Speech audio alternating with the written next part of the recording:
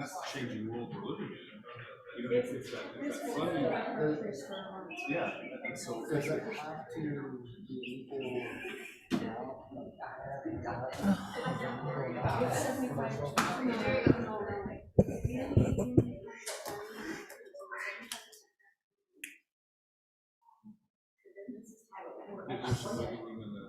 If something fits, you know. Is Ann going to be here? Oh, Jill, okay, I'm gonna push a button, I know it's wrong. Here. I think this is what I did last time. So, I don't know where I'm at. I was clicking down here. I wanna go back. Go here. Hover. You'll click on that one. If you hover, So can I click right here? just Or got got it. Okay. So I think that's what I did last time. Okay, record on computer.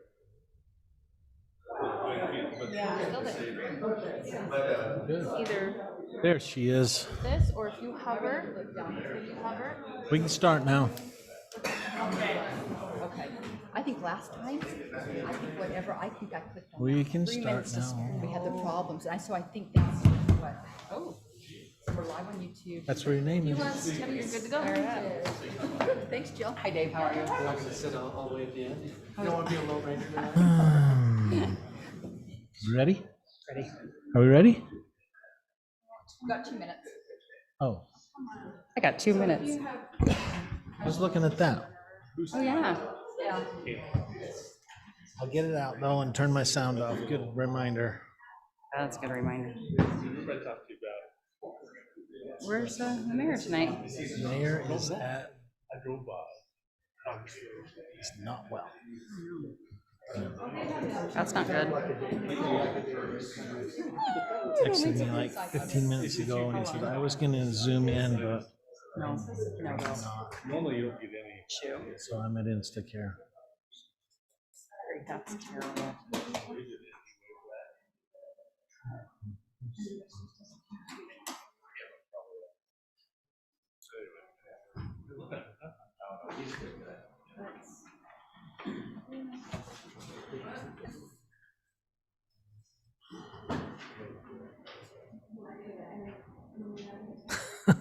We're so close.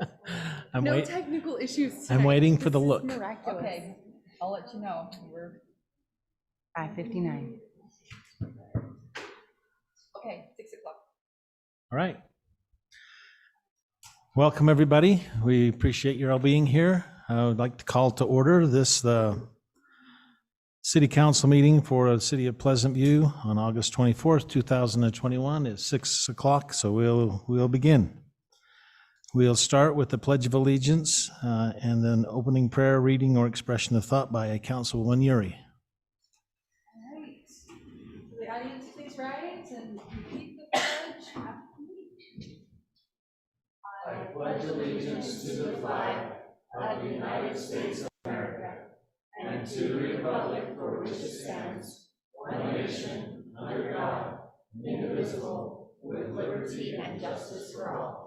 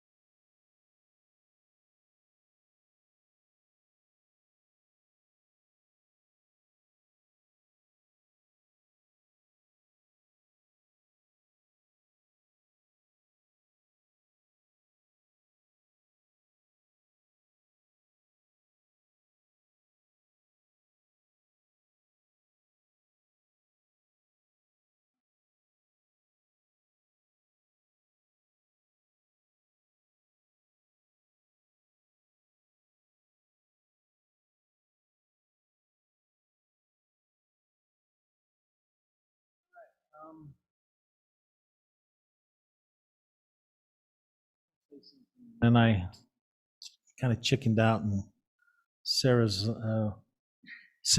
prayer like gave me guts again to say what I was going to say. So you mentioned that we work diligently to try and meet the needs of our community, and thank you for that, Sarah.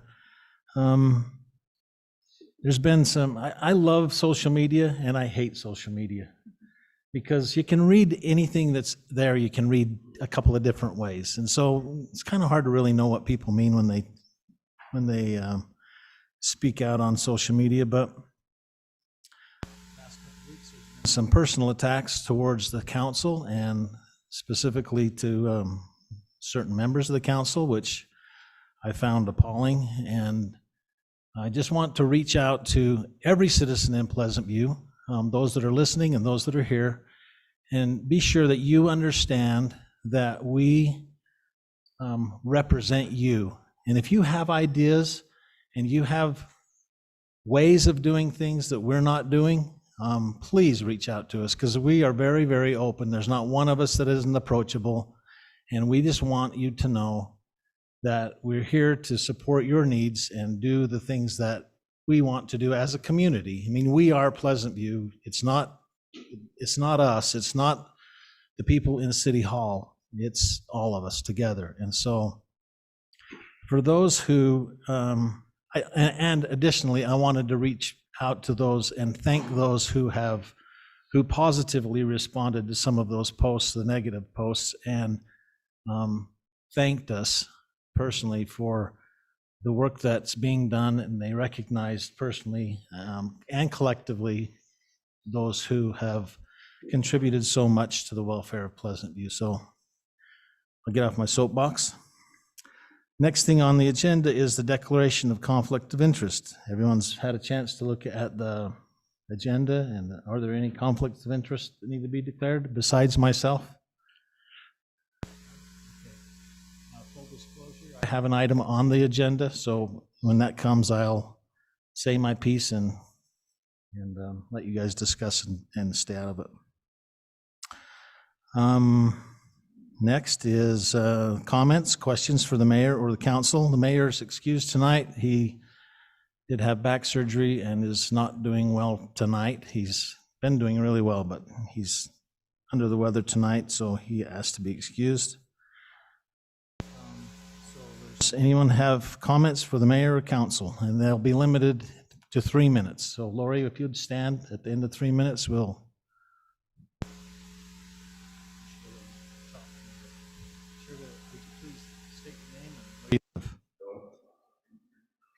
All right, my name is Derek Draper. I live on 400 West. Try to make this a little light. It might get not light now. But the minutes haven't been updated on the website since June of this year. Do we know why that is? Okay. Very close. Right. Also, impact fees. I know this was a discussion on the internet, since the internet's such a bad thing. That's how you guys become aware of a lot of stuff, though. So I think it's a good thing. And I think the city council should have its own page so you can actually voice your opinions and get your disagreements and all on the air. It's fun. Okay, impact fees. Okay, Pleasant View basically only issues impact fees for water, sewer, and the fire department. My question is, why are we not charging impact fees for everything that impacts the city? I understand the impact fees cannot be used to hire personnel. Okay, but why don't we have impact fees for everything, such as police? On the agenda today is 2 police vehicles.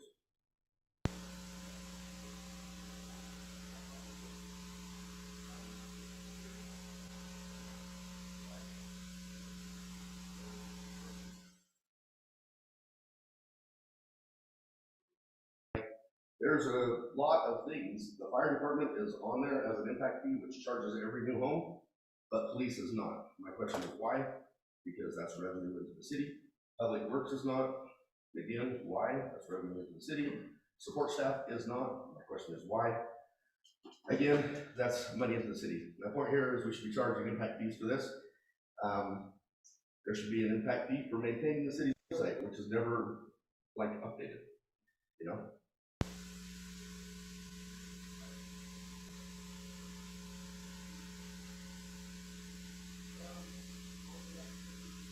the council since I was raised, okay? I don't know if the stuff I'm posting on Facebook are considered personal attacks, but I think stating facts are not a personal attack. And that is my opinion. Fact is, Councilman Gibson has done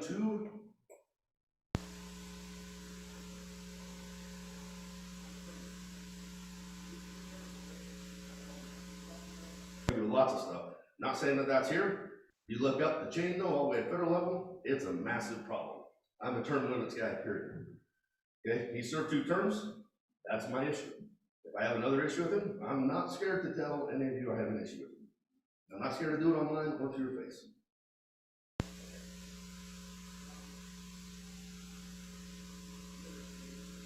I sent you guys all an email concerning the road closure, and I was called by the mayor on Saturday concerning that. I think we have that worked out, and I want to say thank you. I don't know how much involvement you guys had in it or not, and I wish the mayor was here, so maybe I'll just say this so I can actually talk to him later. Okay, Derek, your time's up. We don't generally address those items that are brought up. Thank you, Derek, for your comments. We do have impact fees other than the ones you mentioned, and be glad to talk to you about that afterwards. Sure.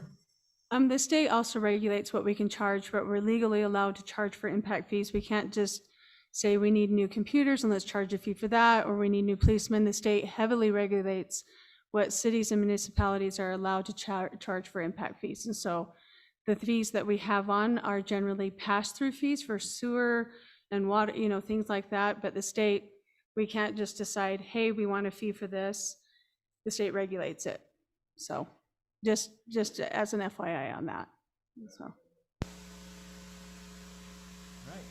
Next on the agenda. Thanks for your comments again, Derek. Anybody else? Next item is the consent items. We have the minutes of July 13th, 2021 and July 27th of 2021, along with the bills of Pleasant View City. Kevin, what do I? Kevin works really good. See what's the appropriate? Mr. Mayor, Kevin. Or Kevin Pro Tem. Sir. Sir. I'd like to make a motion that we approve the consent items and pay the bills of the city. Second by Marriott. All in favor, say aye. Aye.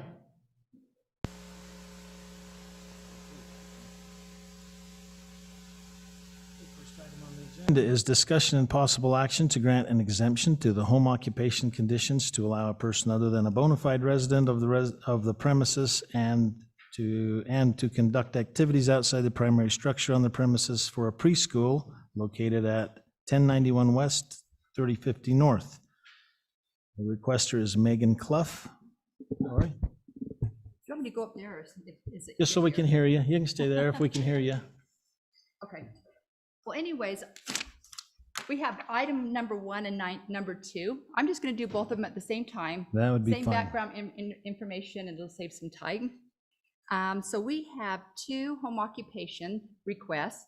So if anybody comes into the city and they want a home occupation, they have to follow every single one of these regulations listed in that affidavit, such as they can be the only person that lives in the home has to be, the business has to be conducted inside the premise, it doesn't increase traffic, all these items have to be complied with.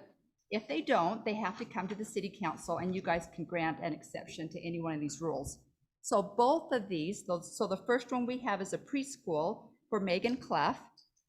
And she's asking that she would like to have another person help her in the preschool, and also she will be doing some activities outside. So those are 2 exceptions that she's asking for.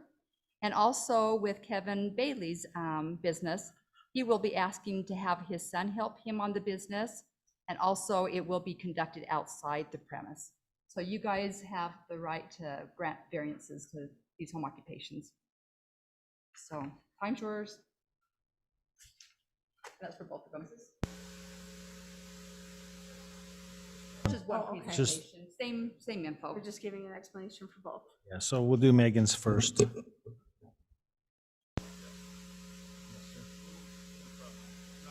Just concern is that, And activities are you, Megan?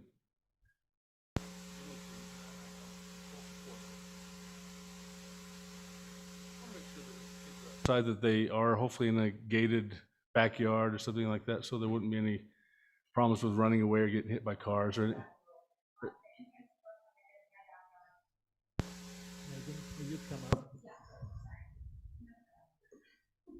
That's okay. Sense things, but just we want to make sure the kids are safe, and I have not a problem with that, and I commend you for giving of your time to take care of some of these kids. So there's a lot of working families, and they need people like you. So again, just the outside, just activities, just make sure that they're safe. And I don't know exactly where the address. I know it's on here. 91 West, 3050 North.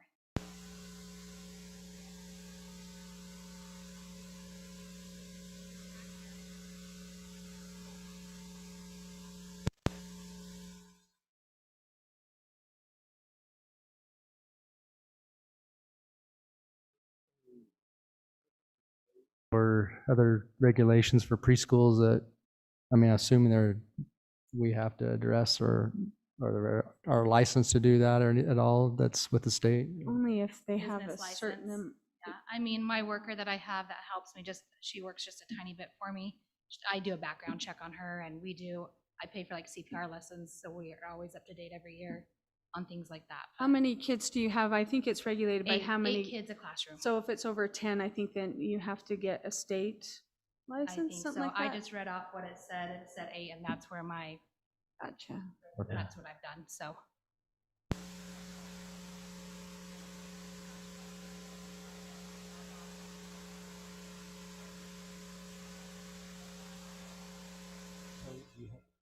Have multiple classes. I have 3.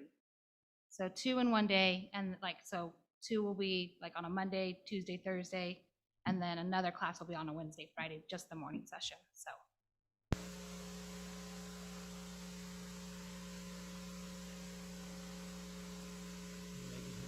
Your neighbors, are they all good with this? And I've talked to them. Yeah.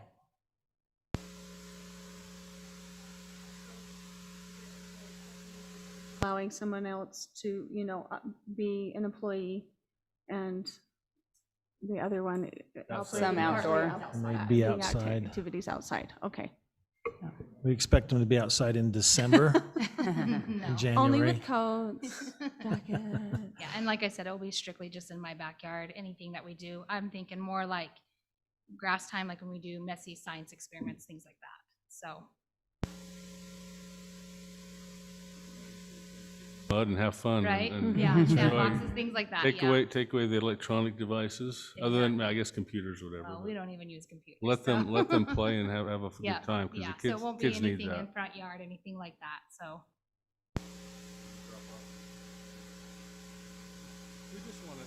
Impact the families, the neighbors around with cars coming, just as long as it's brief and it doesn't make a problem, for them. That's really where this impacts neighborhoods, when their business is being done in a neighborhood where it should be residential. That's why it's kind of a little bit of a tricky situation, but And I'll emphasize that on back to school night, just making sure they're quickly dropping off and leaving. What are the hours of your preschool? 9 to 2. 9 to 2 during the day? Well, obviously during the day, so. On what, I guess I should say, on Mondays, Tuesday, Thursdays, and then my Wednesday, Fridays is just 9 to 11:30. Okay. So when most people are gone to work and very little impact to the neighborhood as That's a what I was whole. hoping. I mean, I have 4 kids myself, so I have to get them off to school and be done by the time they're done too. So, Right. Do yeah, you so plan that's what I on, was hoping, is keeping the traffic away from really busy times. do you So, plan on operating this during the summer hours as well? No, Just during the school year? it runs September to May before school. We actually end a little bit earlier before regular school gets out. Gotcha.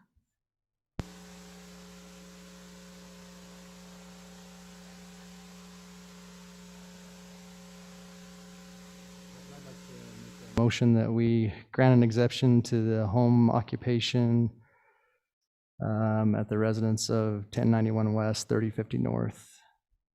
Second that motion.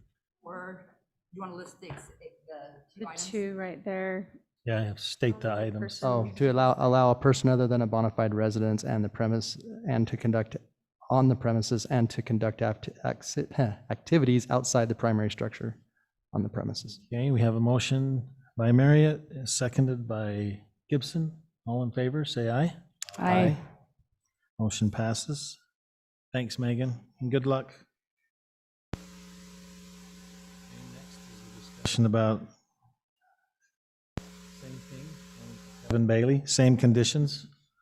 Let me just, before I turn the time over to you and step aside, let me just say that I have a little signed affidavit from every neighbor for a long ways away, except for Lori Hellstrom. I skipped her on kind of on purpose just because she's on staff. Anybody 2 doors away didn't even know I was doing this, so it was kind of interesting to go and talk to them and get permission to do it. But so a lot of people don't even know I was doing what I'm doing. But What size is your lot? 9 acres. Almost 2? Mhm. Well, from the street, you can't tell that you're doing anything. I didn't know that you had a business. Can you just explain what you're doing? We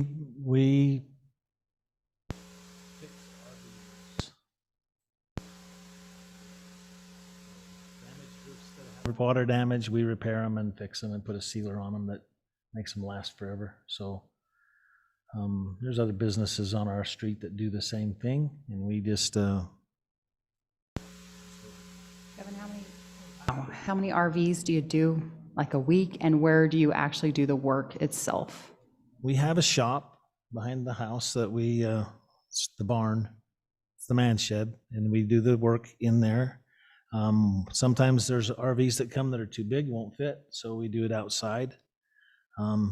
My son Nathan comes and helps when we're doing stuff that I can't do myself. So there's some things I just physically can't do, and that's when he's there. So he's not there all the time, but So sometimes The RVs that are outside, are they on the impermeable surface, the they're gravel? on the gravel. Yeah. So it's following that as well. So do you work like 1 RV a week, 2 a week? We work 1 a week. We One a work week. 1 at a time. Okay, That's all we can do. So, especially if it's a roof repair, because we have to tear the membrane off the top of the RV and replace the wood and then reapply it. So that has to be done in the shop, and only 1 will fit. So that's where we do the work.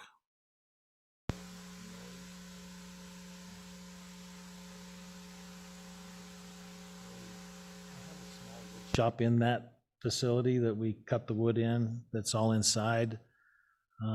Run a drill. Outside, all we ever do is run a drill. So do have a leaf blower that we blow There's garbage and no stuff with, fumes, but toxic fumes from No. any of the glues or anything that are wafting off to anywhere? No. When you pull an RV in, is it be able to pull in your back and turn around? There's no turn Yeah, I around got a street? pasture in the back that we used to keep animals in, so they just go in there and turn around. There's lots of room back there. And if you drive by, you'll see other RVs back there, which really is what prompted this. Someone questioned whether I was renting space for RVs. I'm not. I have that are parked out back. It's lots cheaper than horses, so that's just what we do.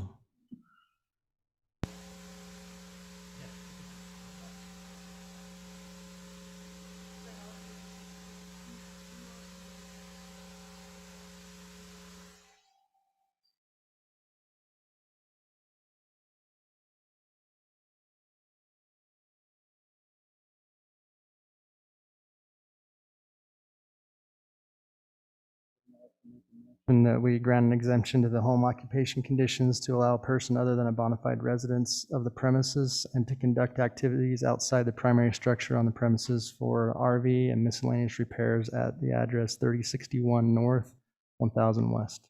I'll second that. Okay, there's a motion by Marriott, second by Arrington. All in favor, say aye. Aye. I did, I didn't vote. I abstained, yeah. For the record, I abstained. All right, next item on the agenda is a public hearing to discuss possible action. Sorry. Oh, sorry. So not necessarily 4-1, would it be 4-0 since he didn't vote? It's still a no. I'll just put down 4 yes, 1 abstained is what I'll put in the Okay. minutes. Okay, thank you for the clarification. All right, that's okay. I can be a no. Go ahead. Next item is a public hearing to discuss possible action and to consider the amending the mixed-use zone ordinance in Title 20, Ordinance 2021-8. Presenter is Jill Hunt.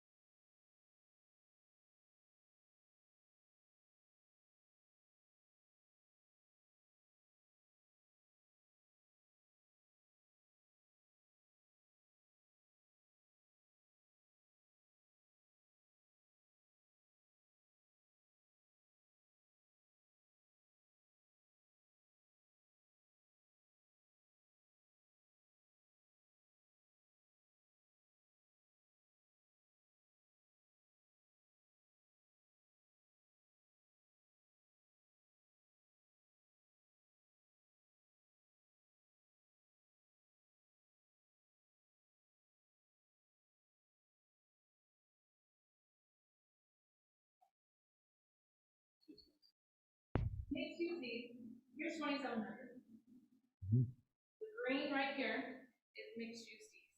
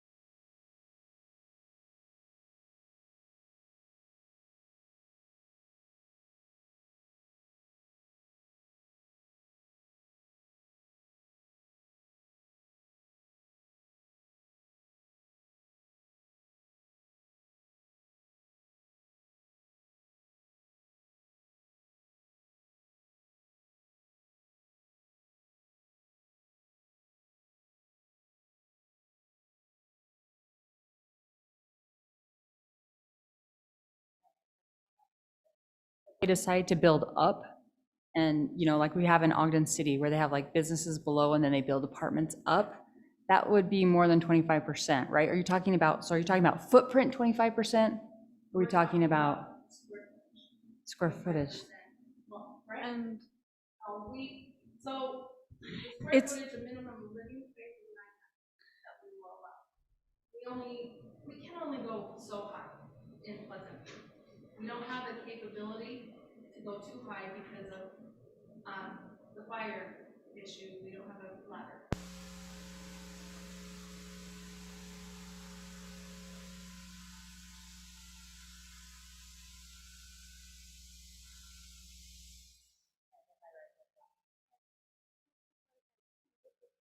address what Ann is, you know, talking about, a ground level shopping commercial component, it's separate. It's, So it will trigger if they want to do this. So we look at the whole project as a whole. And to kind of help make sure we get the commercial, because we want to make sure that they're invested, we want to make sure we get that. We don't want all the residents to come in and then the commercial just to sit there. We look at how much commercial they're proposing. And the site work it's not cheap. So we added that into it. So in order to be able to get little pieces of the residential, we have to make sure we have our pieces of commercial. So with that, the site work has to be completely done.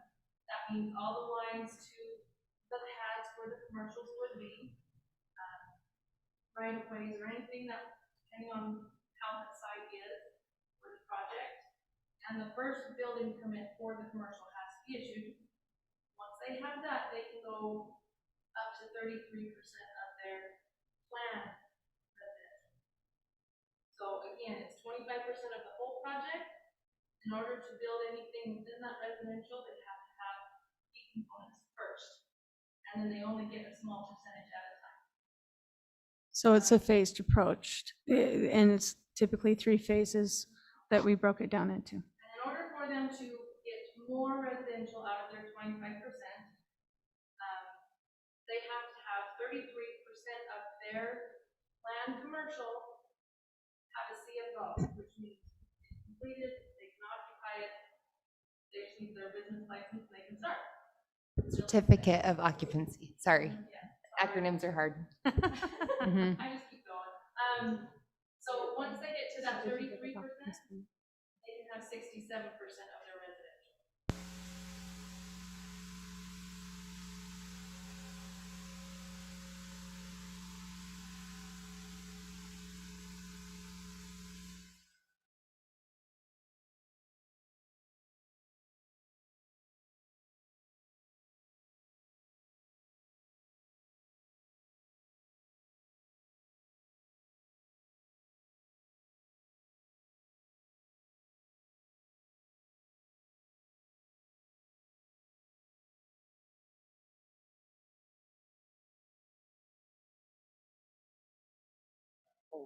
But you're saying that the whole residential is limited to 25%. Yes, Total.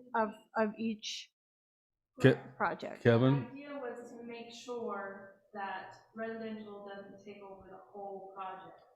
Yeah, To well, limit where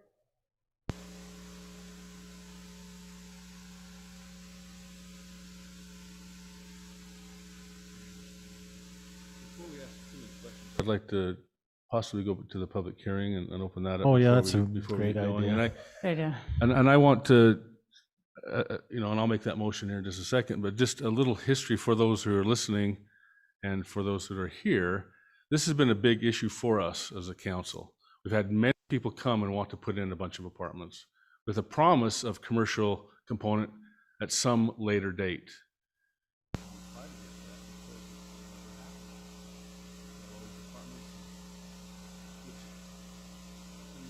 One of the reasons why I'm for this, I mean, this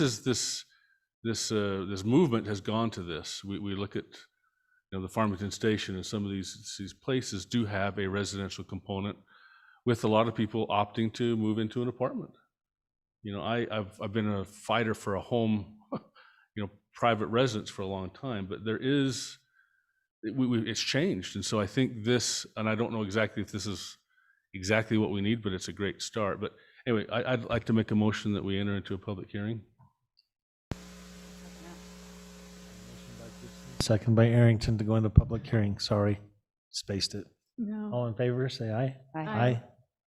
Motion passes. Okay, so now we're in a public hearing. Let's let Jill finish and then we'll let the public speak. Sorry. No, you're fine. We did get the option for shared parking, but we do have those minimum requirements, which they are spelled out in here. Is that okay if we ask questions as we go? You know, we have another apartment complex area that the residents nearby complain that there's not enough parking, so there's parking out in the street and stuff like that. So is 1.8 spaces per unit, is that enough parking? Because it feels like there's gonna be at least 2 cars per unit. So I kind of want to bump that up, and personally, unless there's a reason why we should keep it at that. What we did, correct me if I'm wrong, David.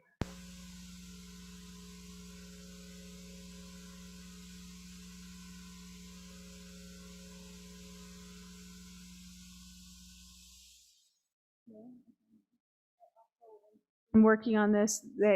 In part of your packet too, they have to complete a parking study. They have to prove at, not when everybody's gone to work, but at the most busy times of day, that they have adequate parking when the residents come home and the shoppers are shopping, that there's enough adequate parking. So they would have to show a study. We did this at such and such time over this length of time to prove that this is the amount of parking. So is that done, Part of the development, hang on. is that done up front? Yes. It's,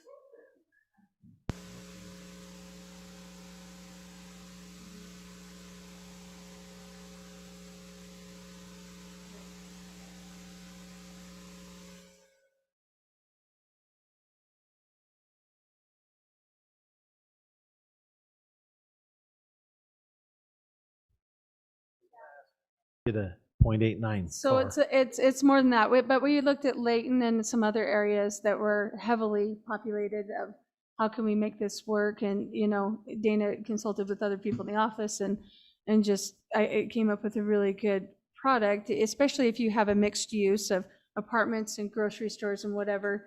If it's a shared use parking where we'll just, round them up, everybody's around, they'll have to prove that they have enough shared use.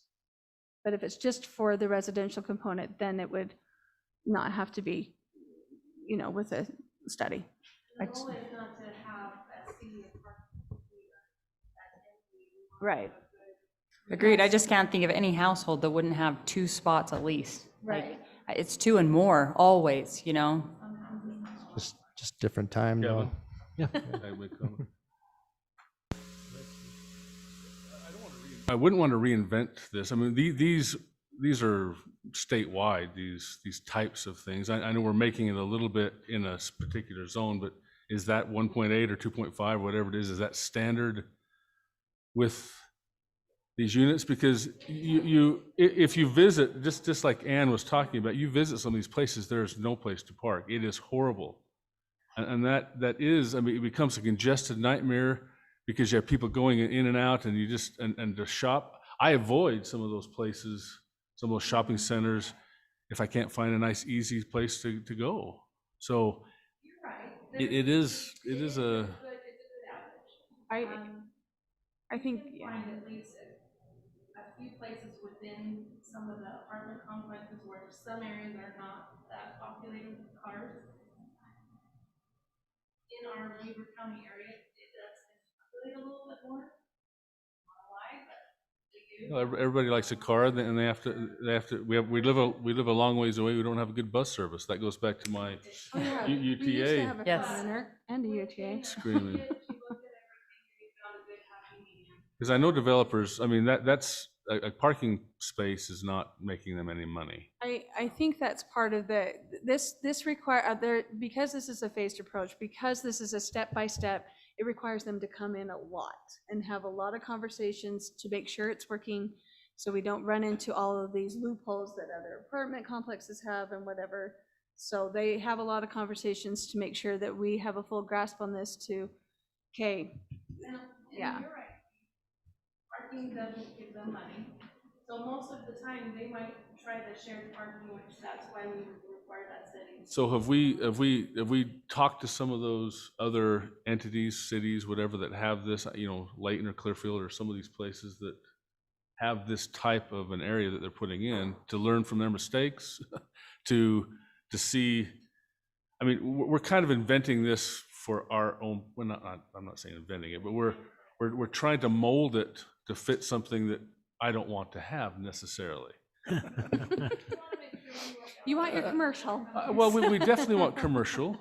And in order to have commercial, I think we are going to have a residential We can component. allow it. They don't have to have it. They can Yeah, choose. right. Yeah. But that is the way, like I said before, that's kind of the way people are going now. It is. And just a quick interjection on commercials. So depending on the type of commercial that goes in, so if it were more of a big box or, type of entity, they usually just with the franchises have these maximum parking capacities that really are like, Thanksgiving Day or whatever, or day before Thanksgiving, whatever, or day after. Day after. Whenever people shop now, I don't know. Black Friday. Black Friday, thank you. Ooh, that was rough. But so, you see these Walmarts that have these half empty parking lots at all times too. And so depending on the type of commercial that comes in too, you really don't want to maximize and use your city land for parking either. So it's kind of a tricky So are we balance. going to have any, and I talked to Sarah about this a little bit ahead of time. I would think that this would be a item by item thing. I'd hate to get stuck in a box. I know we need to have an ordinance that spells Oh. it out. But Flexibility. But I would like to have some flexibility a little bit on that in an ordinance. I don't know how you write flexibility, and we have this fight all the time. Boom, boom, this is it. Well, this isn't always. It's not always just, I think, let me just make a comment. I think the beauty of what's been done here is that ability to see the full picture up Yeah. front, but it will be built, it's phasable, so we'll be able to watch it happen and can adjust and change as it happens. if because there's a need. it's a nice guideline to say 75-25. Yep. 33%, but that becomes a little bit confusing. What if it's 34%? I mean, if The minimum. so and if I we think, get, though, do we have some flexibility in that at all? And I know we always have, they can have an exemption or something like that. well, Steve, as far as the language and talking with other cities and working with Dana and Jill, you don't want to write flexibility in the language. Yeah. That comes in the process of DRC and having those conversations. If you write flexibility, Oh, then no, it becomes I understand, but I'm just thinking, who's interpreting it, what day, what I'm hour. thinking down the road, we need to have it black and white Yeah. here. But I'm Yes. thinking of each of these areas are going to be different. There's going to be a different business coming in. There's going to be a different look. There's going to be a different. In your west area, and I don't know why we include Parkland in that. That's, I don't want to have Parkland in that. I'd want to have the Is that what's in the general plan? but have that little area around Parkland, but That's what's in the general plan, that's why, But- so. No, there's no zone that is currently mixed use west. yeah. It's just, they're saying in this area, it is a possibility To apply for that, and it fits Right. with the general But again, plan. it's up to city council to see if they. But it's You can Because reject it's it. conditional, because it's Yes. conditional. Okay. anyway. And I think that what's going back to your comment about the flexibility, what's great about this is going back to, it triggers a lot of conversations with city, with DRC, with coming to city council of, this or that. You have your layout, you have those things going. and Why didn't so- we include the piece kitty corner to Admiral Beverage, the 1,000, 2,700, next to the storage units? Why didn't we? Why didn't we? Because it only goes to Highway 89 on the general plan.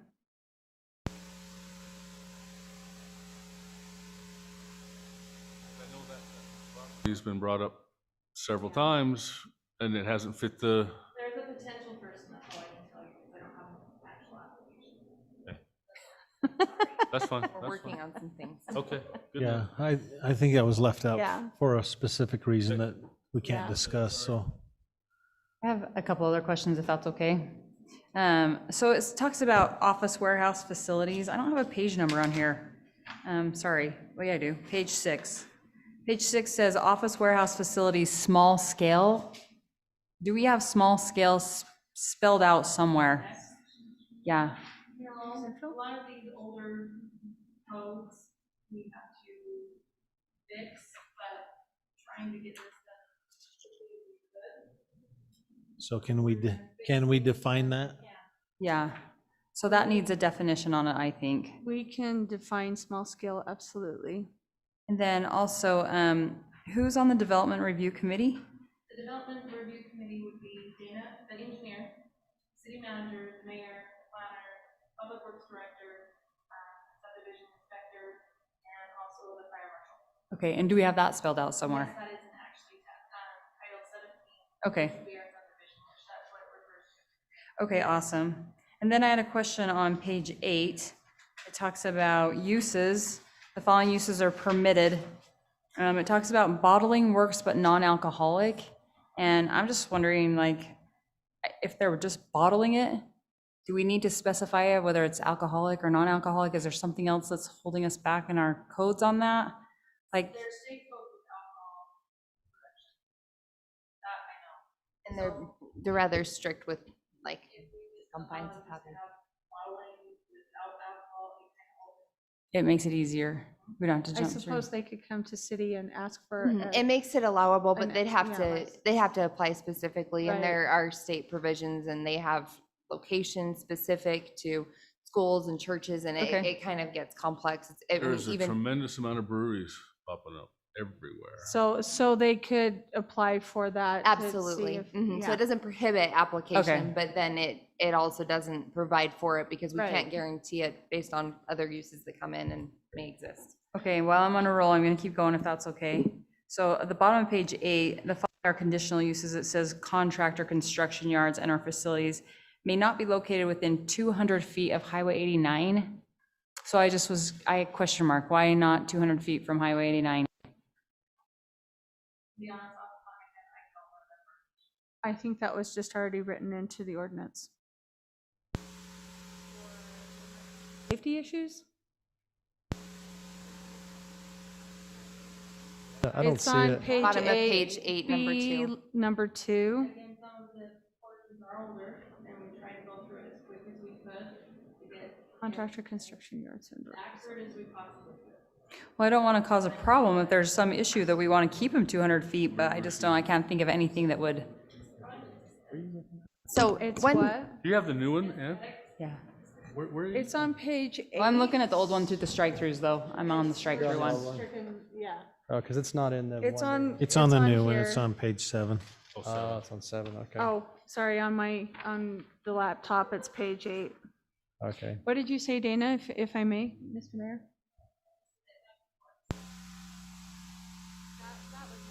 It's as far as keeping, construction equipment and things, a yard for aesthetic reasons, 200 feet away from the highway and safety possibly. Well,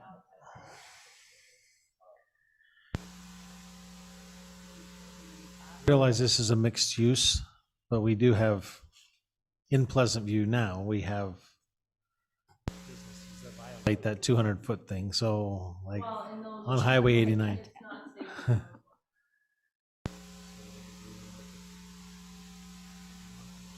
Reasoning.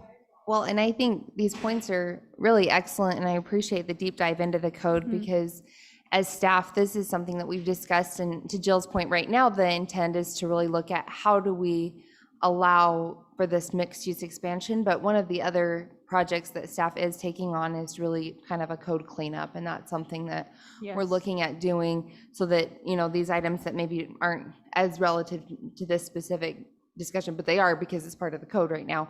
I appreciate them coming up because we do want to look at that and to really refine the entire code. Very much and- so. And have some specific places to start too. Dana's helped us get that list together, but please continue as those things come up to bring those to our attention because we're looking at that right now. No, and I'd like to hear from the public if let's open if Are Jill's you done, Jill? All righty, Thank you. Still on a roll? No, I'm done with my role, yeah.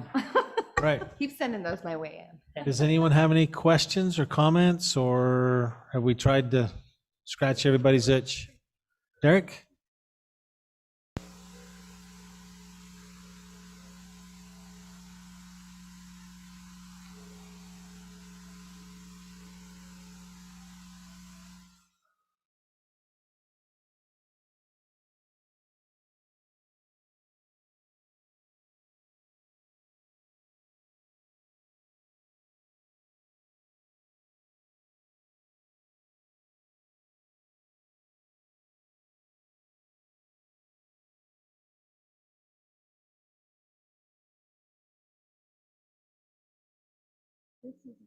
Expanded to mixed use east. This is only mixed use west that we're discussing.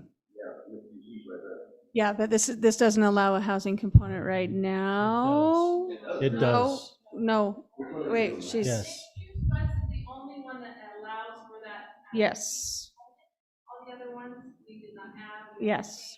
No residential. No, No there's no residential in the residential east. component in mixed use east. The, Mixed use is mixed, commercial types. So not commercial and residential. Right, No. We're not rezoning any of these, it's just an ordinance. That's we're good point. redefining what mixed use west is, and mixed use west right now is only allowed west of Highway 89. So mixed use east, we didn't change any language. It does not allow for a housing component at all. Maybe then I was confused. 'cause Yeah, it's I can the see same why, terminology. no, absolutely. Describe something where it's- No, absolutely. But yeah, mixed use east does not allow for a housing component. And the zone names are incredibly confusing. So Yes. Apologize for that. To Derek's point, like years and years ago, if you look at mixed use east at the very end of the map, you see a bunch of apartments and Condos. houses, which was intended to be, you remember back when it was supposed to be mixed use and have commercial, and That's exactly Now why we we have- need this, right? yeah, that's the purpose and the reason for doing So exactly what we're It doing. kind of went away and now it's back with more teeth. Yeah. And there's a reason, and that's the, Yes. you know, I mean, we can't talk about everything, but we do, You learn and The- we move forward. Kevin, I would, urgency. if there's no is other necessary. public comment, I would make a motion that we close the public hearing. Motion, do we have a second?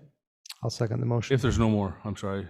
Anybody else have a comment before we close? Anybody on Facebook or? Oh, just a moment. Anybody We've got to on check Face those. or on Zoom? Those ones anymore. We're Okay. advertising. Okay. I think this was we did advertise. All right. Well, because they can meet in person, then they We can weren't come gonna down and. start. We have a motion by Gibson. nobody's second on there by anyway. Marriott. Oh, sorry. So- He has a comment. Dave from Lake City, Utah. You have a. Can you give me your last name one more time? Okay. I'm just curious, why mixed use west, and is there any potential future, why were they picked? Why was mixed use west picked for residential component and not others? I guess that would be my question. And you know, what's the council's thought on that? I think because I'm gonna guess, I'm looking for question or for answers, but it already exists there, right? Yeah, It already exists, so it fits there because it's already there. The general plan allows for it to be there, and keeping it on the west side of Highway 89, it already exists. It's a tough sell where I think we're taking a chunk for now. Because again, I don't want apartments. I've never wanted apartments in the city, but I have to change a little bit because of the way it is. So anyway, I think we're I was just doing curious, it I here. don't know if there's a reason why it was on the west, You have big plans? Bring it forth to the mayor.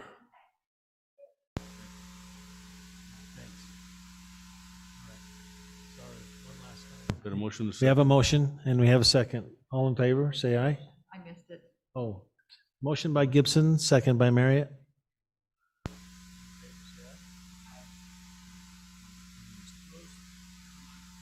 Make a motion. I don't feel that this is all put together.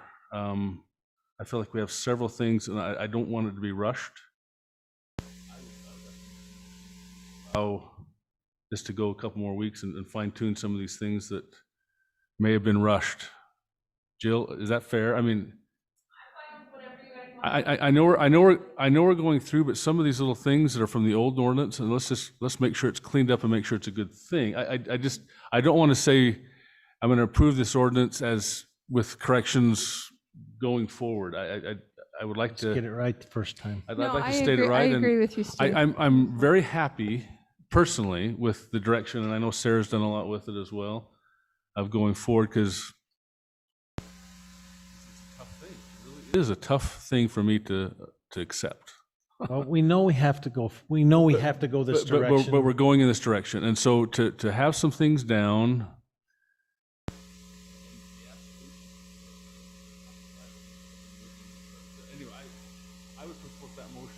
table this and for 2 weeks to the next meeting and allow it to be finished and polished and some of these things that we brought up just fixed. I'll second the motion. Would Can I that do need, that? would it need to go to planning commission again if that's the No. case? Okay. No. No, they've already So, given and we need to their- give them our suggestions on what that polish looks Absolutely. like. Absolutely. What, yes, please add those suggestions if we're discussing the motion of what you would like to see changed.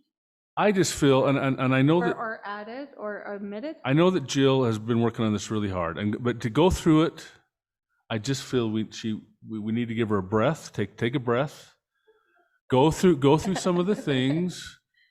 You know, Ann's brought up some good things, Sarah has some good things. Identify that, and just let's bring it back polished and good, something that we So- can accept. Because I like it, I would vote on it, yes. I mean, it's a way we have to go, but I want to get it right. And I think all of us agree with that. My concern is that we may not understand the urgency as well as some. And so I I'm understand. going to ask, I understand, but are No, we it needs to be okay to done. put it off 2 weeks? To put it off 2 weeks I I- honestly. from an urgency it's- standpoint? I think we're okay. I think my it needs to be perspective- done the right way. Yeah, is that you We're all make the okay. determination. We don't make determinations based on specific projects with how we No. do our code. And so you need to feel comfortable with what's presented before you. And if there is some discomfort, then I don't think that 2 weeks is going to kill anything. No, and I agree with that. And like what she just said, we don't make determination based on applicants and projects. We do what's best interest of the city. And so if there's things that need to be adjusted, absolutely. And I think things will Well, be okay. We want you all to be comfortable. And Yes. so there's, yeah. But it would be helpful to have specific direction as to what you want kind of buttoned up and fine tuned, because otherwise, you know, that gives us an area of focus. And I do want to do a shout out to Sarah, to the mayor, to Dana, and especially to Jill. Yes, to Jill for this major lift, because in all honesty, this is a very innovative approach. This is kind of a different deal. And there was a lot of research that was poured into creating and developing this, and a lot of the fine tuning, and Anne brought up, you know, the main points of it. The fine tuning isn't necessarily what is new, but rather to make it all kind of cohesive and work together. So that's, So just for the record, my point wasn't that we would make adjustments for a no, specific no. project. And I apologize, Councilmember Bailey. I was not at all. My point Yeah. was that there may be urgency associated with Yes. No, and it was, project that would mhm. No, I didn't. light a fire under us to move a little faster. and Yeah, that's all no, I'm saying. and I guess, yeah, and that's a really excellent question. And I guess my perception with that is, if there were that type of urgency, that project would be considered at the same time as this. And so obviously something is not so urgent that it's in the books that we're considering them back to back. So, well, I think, If you there know, were- we have at least, I think we have a good understanding. I think everybody's on board. I don't think we're fighting against it by any stretch, and I don't want to, like, we can't take a vote on it necessarily, but I just feel like it's rushed. I want to make sure, I don't want to have the ordinance out there and I just feel that way. And maybe I'm alone. I don't know. No, you're not. No, There's, I we do think have, everything- we do have a motion and a second, and so I'll call for a vote. All in favor? Aye. Aye. Aye. Motion passes. So we will table it and bring it back next meeting, okay? For sure, next meeting. I don't want to, we don't need to Yeah, put it off any no, we longer than can- that, but I think it I'll gives us just a give breath. Jill time to breathe a little and like get some definitions and a couple of things taken care of. Perfect. Okay. All right. Next item on the agenda is a public hearing to discuss possible action to consider amending the A5 zone ordinance, ordinance 2021-9. Jill. Let's start by, though, entertaining a motion to go into a public hearing. So moved. Second. Okay, motion by Arrington, second by, what's your name? Sarah, Yuri. Hey, you. Second by Yuri. All in favor, say aye. Aye. Okay, so we're in a public hearing. Jill, go ahead and present, and then we'll open it up to public. All right, so we're a change in the A5 ordinance. What the change is, it's just under the lot coverage.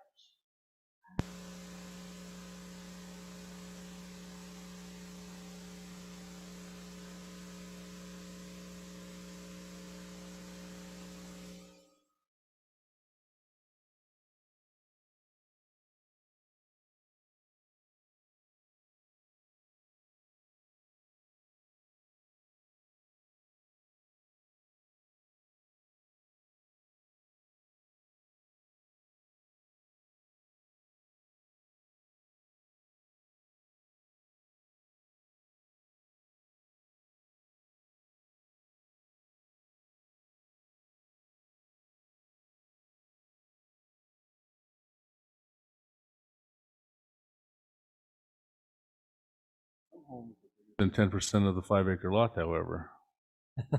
So give us a for instance. In all reality, what does it mean, or what are the benefits? It gives us the option to give options to those residents within that A5 zone. Like this, Mike is cutting. Yes, the point is they can move impervious, So but not be under the 10% and still be as long as compliant. they're getting closer to the 10%. Okay.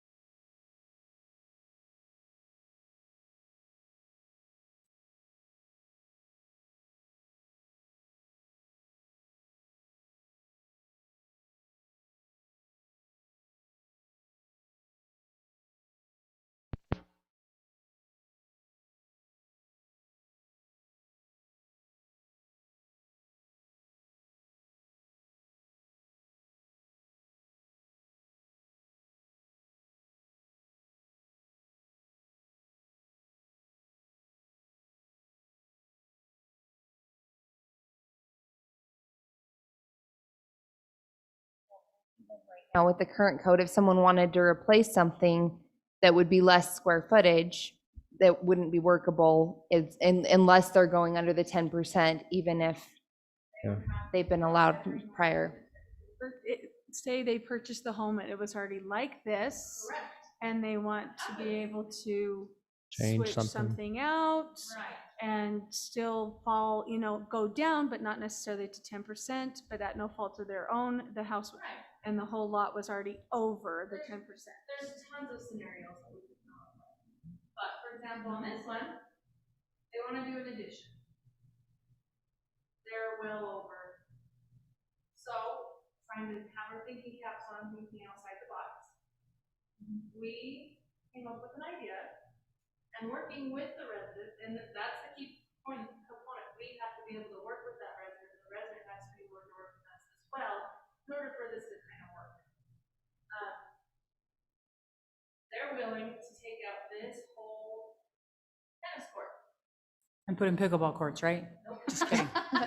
Sorry. Take out that whole tennis court, and it'll drop them significantly. And then even with adding that addition, they're still under the percent that they're currently at. So it's decreasing, it's helping us, but it's also giving them that allowance to be able to work and come up with a creative way to get what they want, but And still come closer to being compliant. yes. Can you So- explain why we're at 10%? I mean, what is it about the, That was my question. I mean, it's watershed related, I would guess. I don't know where that came from specifically. I don't know if that's a state thing. It's just because it's in a watershed area. I mean, I believe it's based off of the study that we did. Is it sensitive land study? Isn't that right, Dana? If you look that we did, and you have to look at area of the soils and everything, the rate of how much water can be. Yes. Yeah, I mean, I don't, And that's why we wanted to kind of work with them and have them at least, not necessarily you have to come to 10, but as long as you decrease it, because we need to have the water go back in anyway. We're in a drought. We want to make sure the sprinklers, the well, everything that. because I guess 10% seems really small to me. And I don't know, I don't know where that came from originally, but all the water that comes off of the surfaces stays on this property, right? It goes, so I mean, I'm not an environmental engineer, but I understand. Maybe Tyson might have more of an answer, or Dana.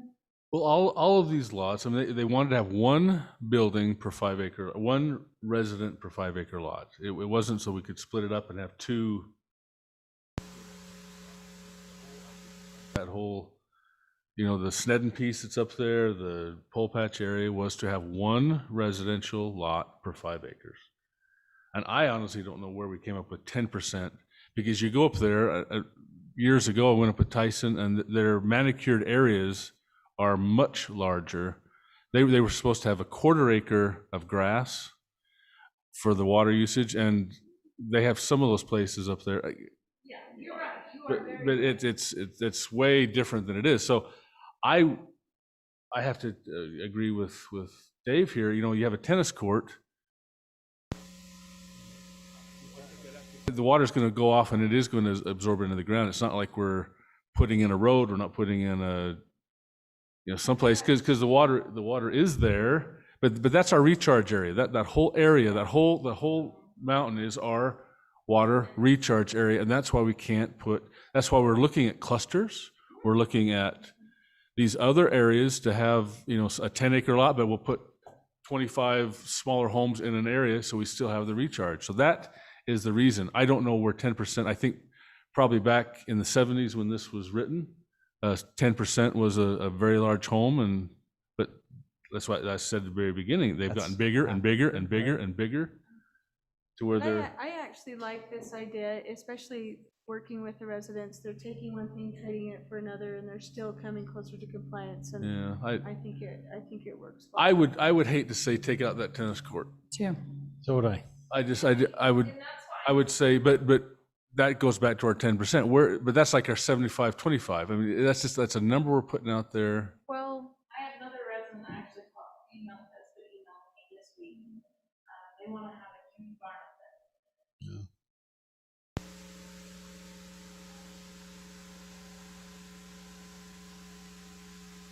That's where I would have a problem with asphalt. Again, with this, I can say, granted, nothing's built, they're under the 10%. So, well, with all of that, you'll be way over, and we really discourage that. Because asphalt tends to drain to the street, which fills up our storm water, and that's what we want to avoid, is pulling it away. Right, and with working with them to, again, stay under the 10, or if they bought a house and it was already over, they are trying to work to do better. They're actually looking at pavers that allow for it to absorb through the. And that, for me, that'd be perfectly fine. I don't. This 10% requirement's been in force since Pole Patch was. I think there must have been some sort Started, of right? study or something that was done to come up with that number. There must be. I don't think they just arbitrarily. I mean, it's said, not "Hey, something that was just 10%." made up for this. And I It's guess- been there forever. There's got to be a reason. I'm happy to throw out, oh, sorry. It's okay. But as staff, if you'd like, we can research the 10% further. Right now, I will say, and it's a public hearing, so you'll probably hear from the public. There are individuals that have some urgency attached with at least allowing for some reduction at this point.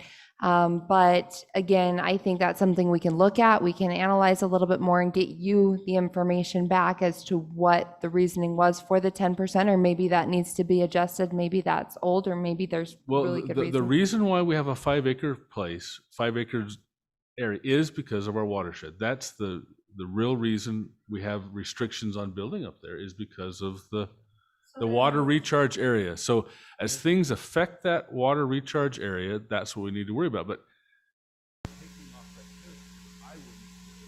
if I were that homeowner, I would not want that tennis court be taken off because I don't think that messes with the water recharge area. But it meant, But they're already over. and so, What are you willing to work with us with? so I definitely want to be creative, but I definitely want to find out why we came up with 10%. So I agree with Amy for sure. I'm happy to do But that. I think, again, that goes to back, we need to that's written, black and white. But then we introduce all of these variables, which gets us in trouble. Jill, how far over is this particular piece right now? It was 16%. 16, but the resident says he's more like 18. So if you were to add another tennis court size of thing, how far over would they be without taking out the previous one? It would be considerably, you would be in the 20-something percent. And is the driveway part of that? Yeah, it counts. Impermeable surfaces. So it's not 10% of a structure, it's No, 10% of Any type of, Permeable impervious surfaces. surface. They're low to me. Yes, that's, it's not so much, yeah, so by not having a trade, they're gonna be way over 20% Right. if they add another structure with, if you went to planning commission, I'll just full disclosure, it's gonna be another structure that's very large. So, It's just like the residential, or the apartment things. We don't want to have that, and we want to protect our watershed. That's something we can't give up. That's why above 4,300 is very hard to get a building permit right now, because that is our watershed, and we have to protect our water. so I think allowing a reduction is a step in the right direction. Oh, absolutely, but I would like to see where that 10% and why it is that, because that particular house, if I were a property owner, I'd be frustrated. Let's, have you presented everything? Are there any members of the public that would like to make a comment?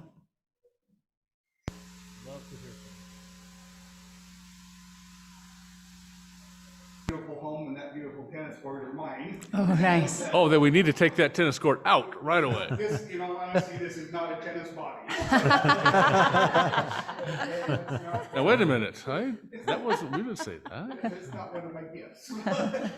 So, he has an amazing gift. yeah. So I have purchased a 1927 theater pipe organ that came out of the Fox Theater in Washington, D.C., was installed there in 1927, and I have purchased this and plan to move it here and put it in my home. So I want to do a music room addition to the house, and this is this is a massive instrument. It's got all the pipes, and it's a theater organ, so it was built to accompany silent movies. So it's got bells and whistles and drums and sirens and all the stuff that you would expect to hear in a silent movie. So I bought the instrument.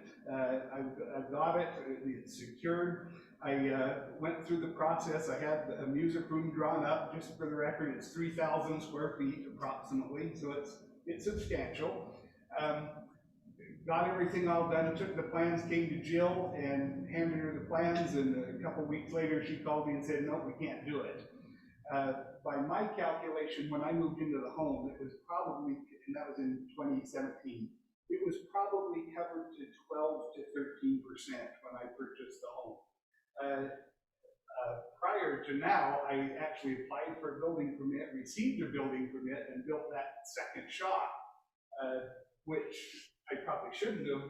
I was not aware of the ordinance, and that's my fault, but I was granted the building permit, I built the shop, so I thought, music room will be easy, we'll just throw that up, but Jill told me I couldn't do it because of the ordinance. It says with the 10%, you're stopped, you can't go any further. So if I could just really quick, I know there's been some negativity towards the city and the staff and the council and the planning commission. I have received nothing but courtesy and help in moving this project forward. So thank you to everyone that's done that. But anyway, back to the problem. So I'm stuck. So I've got this organ coming, and all of a sudden I can't build it. And so I looked at some options. There was a dance studio in Perry that was for sale, and I thought, I almost bought it, but I thought, I really want this at the house. And so we started looking for options, and I proposed to Jill that the addition is about 3,000 square feet. The tennis court is 8,300 square feet. So if I build the 3,000 square foot addition to the house and take out the 8,300 square foot tennis court, I'm basically giving back 5,000 square feet. So that'll get my percentage from 17, 18-ish back down to 12, 13, right in that neck of the woods. So this is what they come up with to help me. And as was stated, it won't just help me. There are a lot of properties up there that are covered even outside of pole patch, not just inside of pole patch. There are a lot of properties that are covered more than 10%. And to do anything, we need an ordinance like this that would allow modifications to be made. And I'm perfectly willing to give up the tennis court. It's it needs to be resurfaced, and quite frankly, I'd rather spend my money on a music room than I would redoing that tennis court. But just appreciate your consideration, and again, I realize that the ordinance change isn't about an individual or an individual project, but I just see a lot of benefit from this change. Do you play the organ? I do. So this has nothing to do with whether this ordinance passes or not, but I would, once it's done, I would love to have an invitation to come up. It sounds wonderful. It So sounds so cool. So He again, promised us all a front so row seat. so if again, that has nothing to do. There's there's nothing. But when you get that, which you will, yeah, it's coming. I would love to have an invitation to come up and witness that. So please. As was mentioned, I've got a hard deadline because that thing is coming. So I think in consideration of Mr. Park's request, it allows staff and council to have that consideration of, homes that are already out of compliance to come closer to being compliant. And I think it's a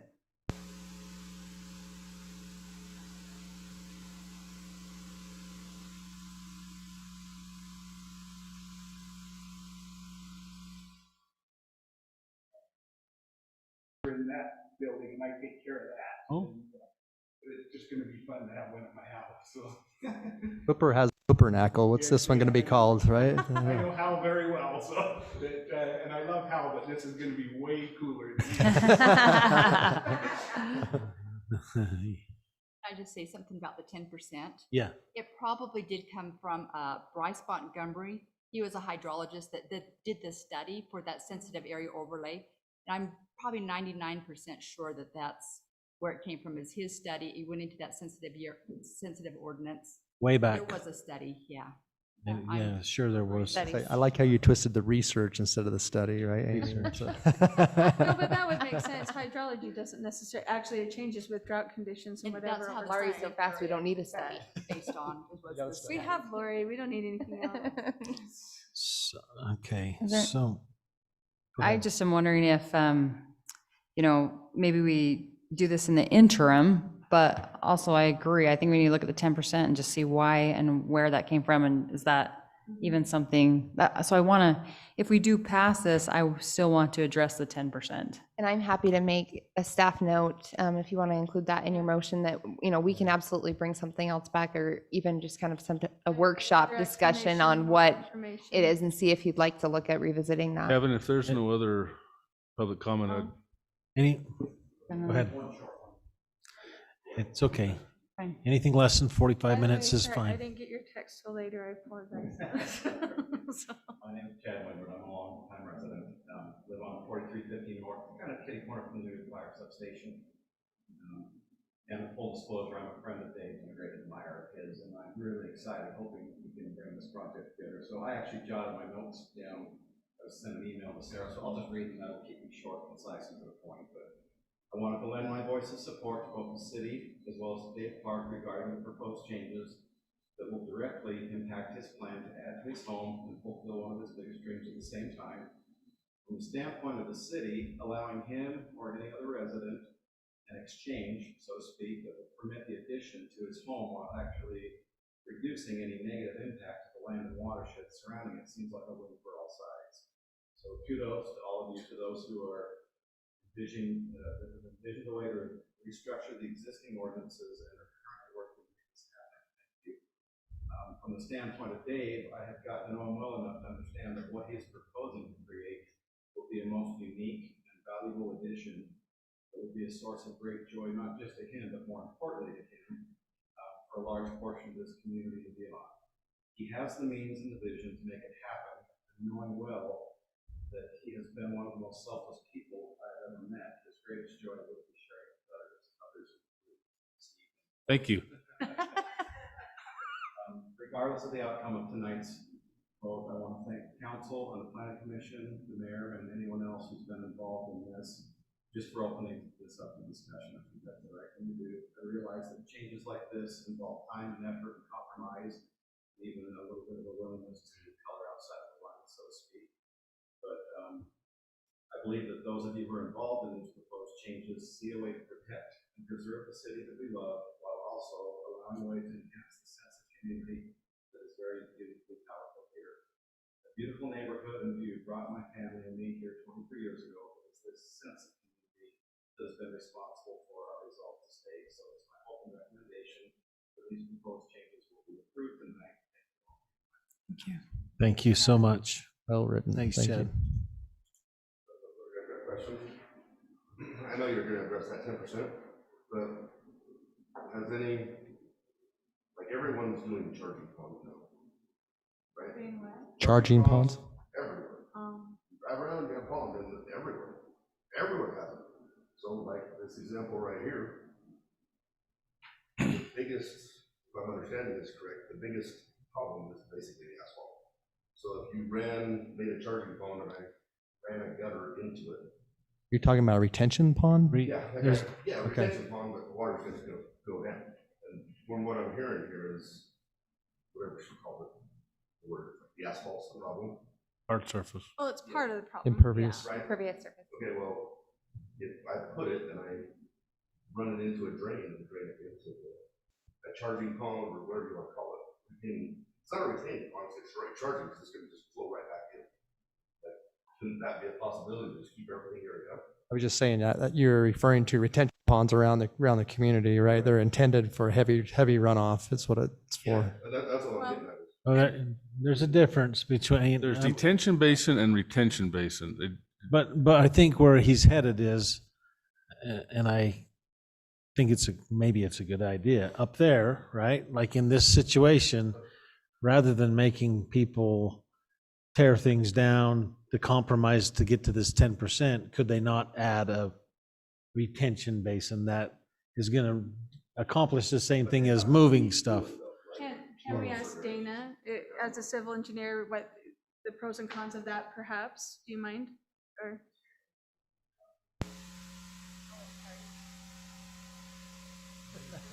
Sorry, you don't get to sit no, in your exactly. Yeah, I I'm need just you at the interested microphone. into the pros. That's a good Please question. state your though. name and your address. I know, I think that it's a great thought, but in our watershed, in our wellhead protection areas, there are regulations against doing that. In certain different soils, because if it hurts too quickly, then it's not getting the water quality benefits of good soil and filtration and such. But it depends on the soil type, and so the 10%, not only is it for water.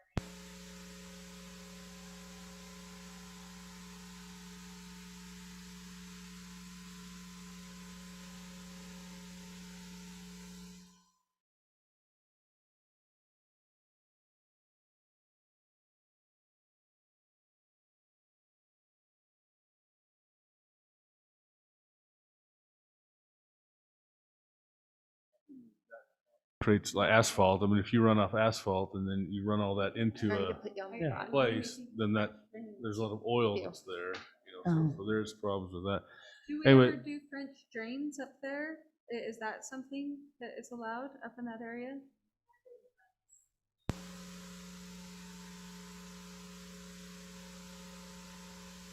Is there Other public comment? Kevin, I'd make a Only one motion other that we public person here, close so- the public hearing. I'll second the motion. Okay, motion's been made to close the public hearing by Gibson, seconded by Marriott. All in favor, say aye. Aye. Motion passes. We're out of public hearing. Any further discussion? Kevin, I'll make a motion, and I know that he's willing to to make the switch, and that's fine if he's willing to do that. But I make a motion that we approve it as stated with Ann's comment on seeing exactly where that 10% came from and then just a little more about that, and we can address that at a future meeting. Second that Workshop motion. or whatever. I'll second that motion as stated.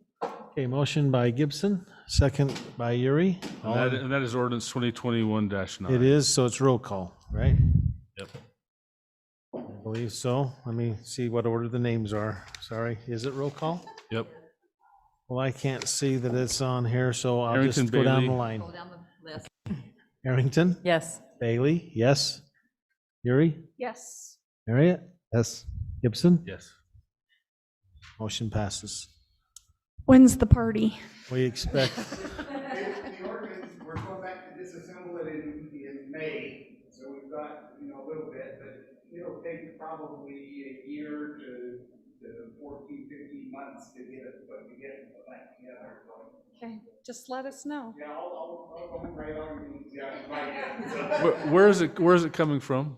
it's in Thurmont, Maryland right now. Holy And what cow. is an old theater or something? What was Well, it? it was in the Fox Theater in Washington DC originally. They destroyed that theater in 1963. And prior to that, the gentleman that I acquired it from took it out of the theater and put it in his home. And he's 88 now and in rough health and wanted it to go to a good home and through some mutual friends. It looks like the mutual home is going to be here. No better place than Pleasant View. that's That'll amazing. be really fun when that gets here. That's awesome. Thank you. Number 5, we're making such good progress. Discussion and possible action to award the Pleasant View Drive water transfers and storm drain spot repair project. Dana.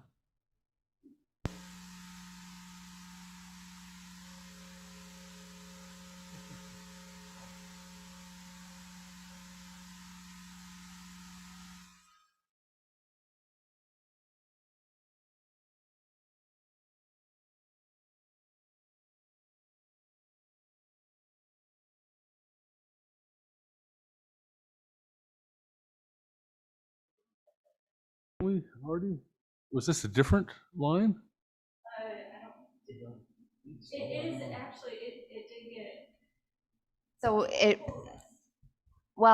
I think that this is one of them that comes forward for approval to go out to bid and then comes back.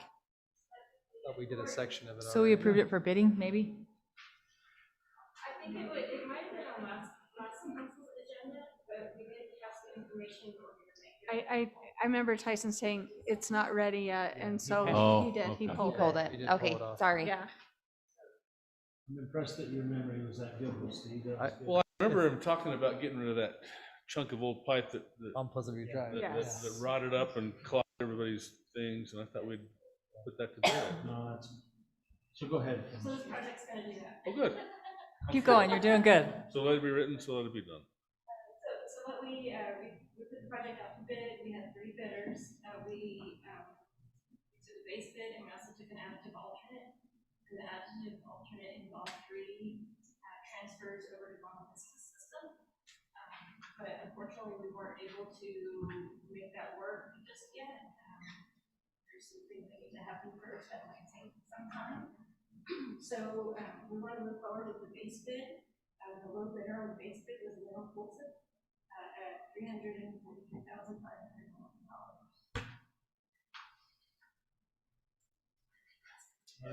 Can you tell us who the other bidders were and what their bids were? Right here, Great Basin, Ormond,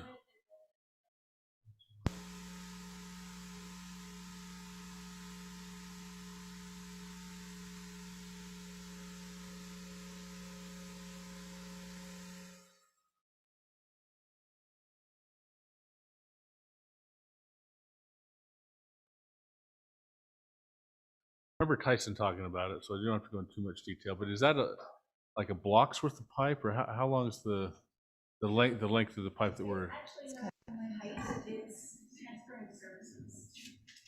So we're starting at 1100. And There we we're go. transferring all the services that are currently on the floor lines over to the 8 parallel.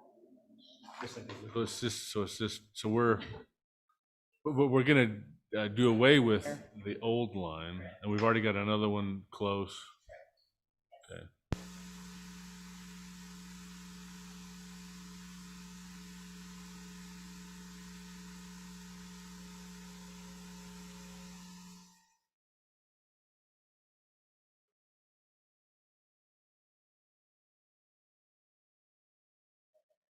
Drive. I don't think so. Are you talking about Rocky Meadows? Yeah. I don't Part of that. think so. Or,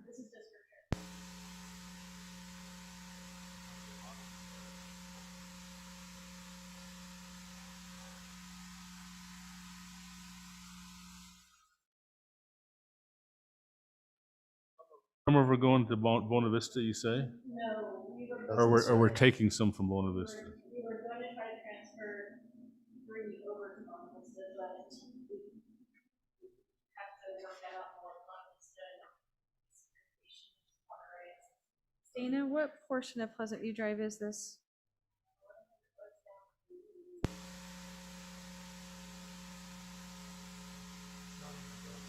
Is it in the road?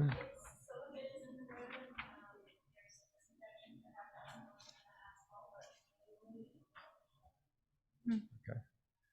There are also at the spot repairs on some program that we're going to do. And so relative to the Bona Vista stuff, the hookings to Bona Vista that I talked about earlier, they're not part of this base bid. But will accommodations be made as we put in the new lines? Will accommodations be made to hook those in later? They're non-effective. And this was already budgeted into our fiscal year, so just for. But these will have to Budgeted. transfer over. I'm not sure if this is when we're gonna do a big public hearing and transfer all of last year's to this year's, but. The we carry have- But forwards, it's yeah. obviously covered, so. Do they ask, what's the time frame on this project? Maybe 75 days is the contract term.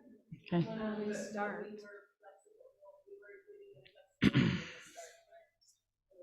I didn't see that.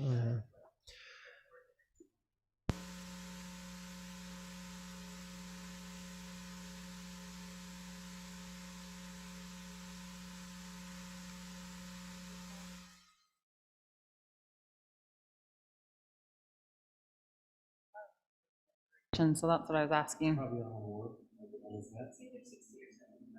Is there any sort of performance clause in the contract relative to that 75 day? There's a liquidated damages provision if they go over. $100 a resident. I know it just seems like a lot of money to trench and hook up to a new pipe. I don't know.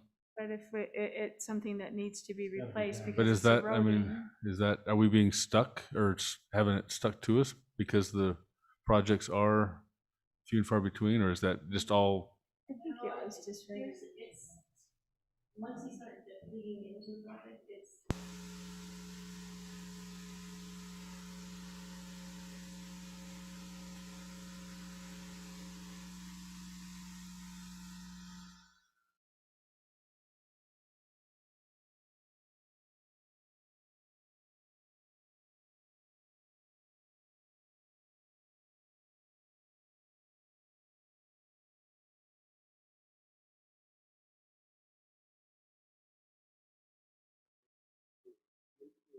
Assessment, I'm assuming that's yours on here, and that was done previously. So I mean, I don't feel like we're getting really beat up on price because, I mean, you did it. So, yeah.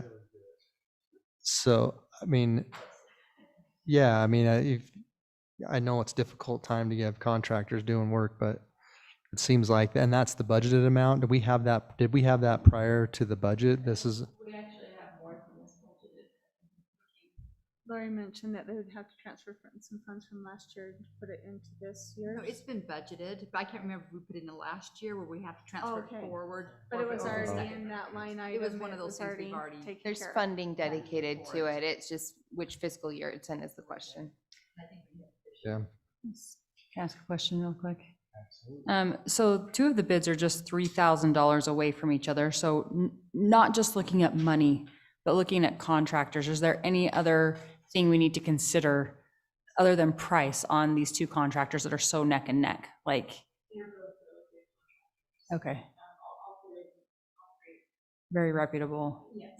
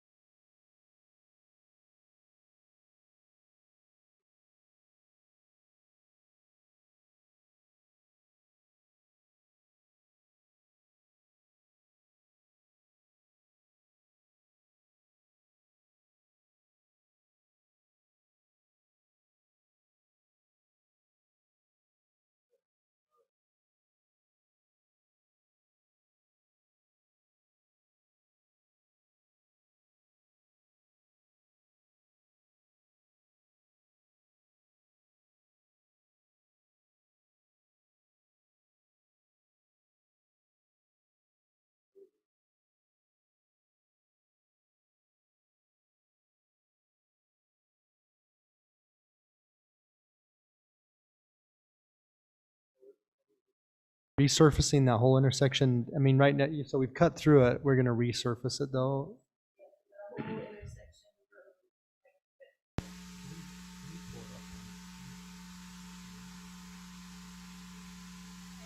When I drive the maps, but I'm happy to make an attempt. Maybe Jill can help me. Jill's our map driver. Polishing. Polishing an ordinance back there. I promise it'll be better if Jill drives the map. You guys will all be on a dizzy roller coaster ride if I do it. Bill was a great map puller-upper. I know. It wasn't something you asked for in your qualifications, That so. wasn't, that was true. In so many ways. I'll No, work on those skills. it can be trained. That's easy. it's trainable. Other things couldn't. I don't know, Jill's seen me try to pull up the maps. I might not be wouldn't even know where to trainable. find it, so I'm fine. Oh. At least I know which direction is north, right? Okay, perfect. Thank you. So what did you, anything specific? Just that where I guess we can't see it because there's no, but just the intersection. There's no road there. I expected to see the road all engineered and everything up there. Part of it's Sorry about that. Talking about the intersection at Rulon Boulevard where it Well, turns it's 20 into Park. 2741 and 2239. We have a laser. Do you want to use Yeah. the laser? Yeah. We do. We have lasers in these drawers right here. Woohoo! Don't point it at aircraft.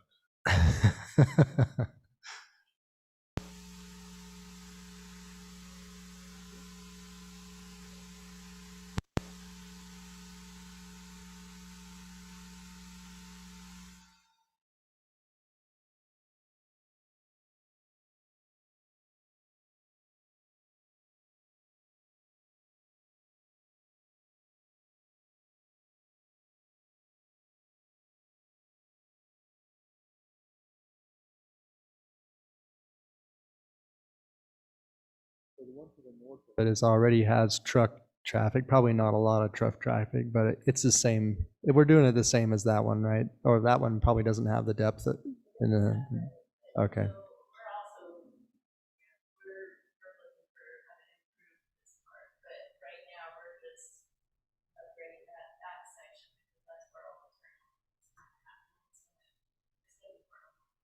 We passed years ago when we put this in to upgrade that to the steeper, stronger, better, because that eventually, I mean, it's kind of gone a little bit, but that would be a collector for that or the commercial development on the west side where the trailer park was. It would then go through and then connect with the room right there by the Shell station. Isn't the width 106? What's the width of the road? Yeah.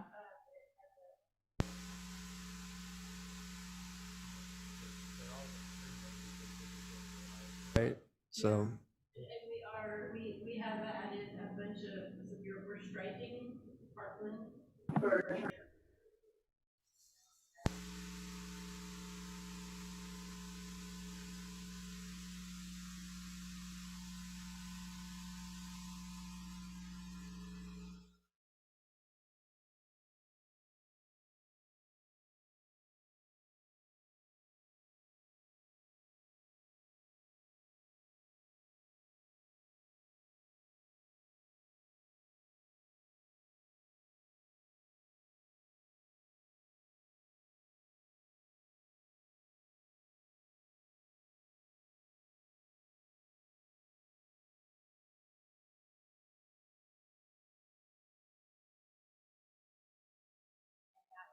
The WACOG funding that we they reappropriated. We didn't, we requested for it to be How far, reappropriated. just, and I know this is off topic, but how far is that gonna go?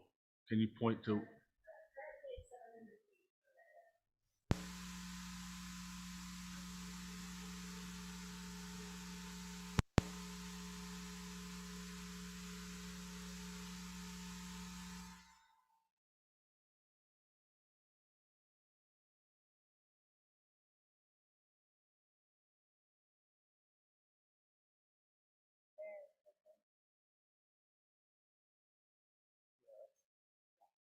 I'm ready to make a motion. Good girl. I've been waiting. I know. I'd like to make a motion that we approve amendment number 1 to the development agreement for the Rulon White Business Park subdivision. I'll second the motion. Okay. Motion by Arrington, second by Marriott. All in favor, say aye. Aye. Dana, Thanks, Dana. congratulations. That was a good thing. Good job. Yeah, nice job. Dana always does good things. She's amazing. We don't even, see, we even have lengthy discussions about Good things. really good. That's money back. Money back. Well, the mayor said take it to 9 o'clock, didn't he? Yeah. Well, we got 15 minutes. Okay. Item number 7, discussion and possible action to consider approving the long-term stormwater management agreement with Arnold Machinery. Presenter again is Miss Now Polished Always polished, always.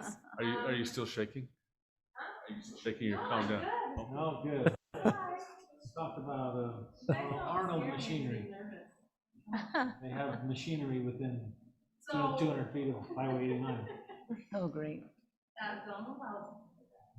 But, hopefully you guys read the agreement. What the agreement is, that they have their stormwater, that their LID and whatnot, their quality of it will be maintained by them. That we are aware of it, the agreement with you. And that's why it's you guys who decided it's an agreement. They're in charge of maintaining it, we don't maintain it. And this will be recorded on the lot. So if they just decide to sell, that agreement is, Goes with it. goes with the property. What happens if we get a 100-year storm that overwhelms their containment?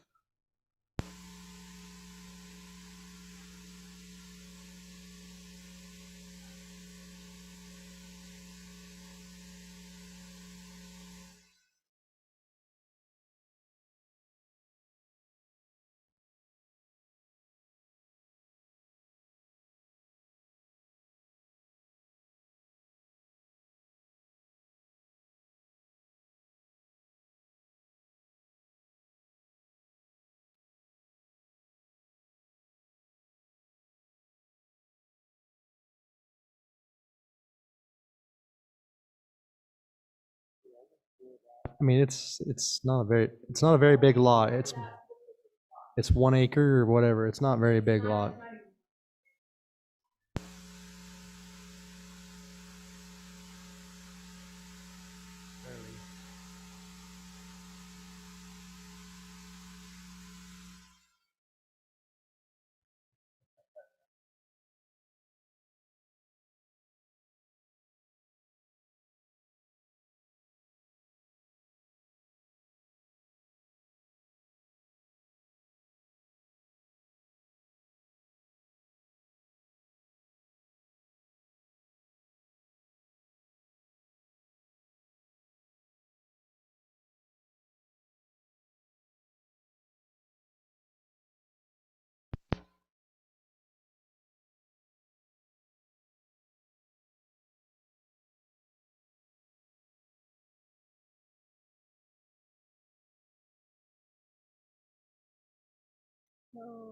With that, Mr. Mayor Pro Temp, I would like to make a motion that we approve item number 7 and enter in an agreement, a long-term stormwater management agreement with Arnold Machinery as the agreement states. I'll second the motion. We got a motion by Yuri, second by Bailey. All in favor, say aye. Aye. Motion passes. Item number 8, discussion and possible action to approve a lease purchase agreement.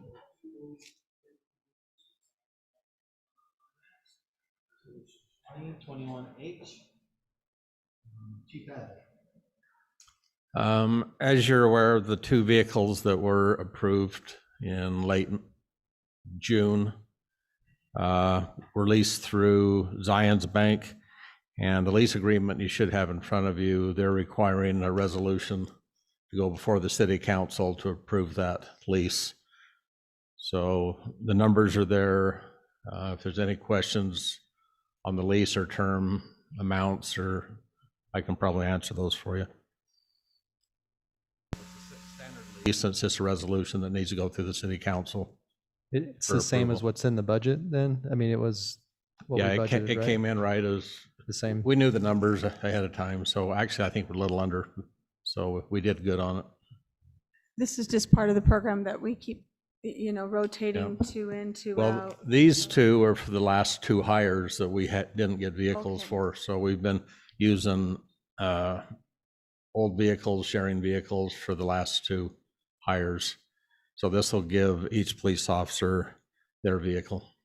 What vehicles are they? They are The trucks. the bid came in for 2021 Chevrolets.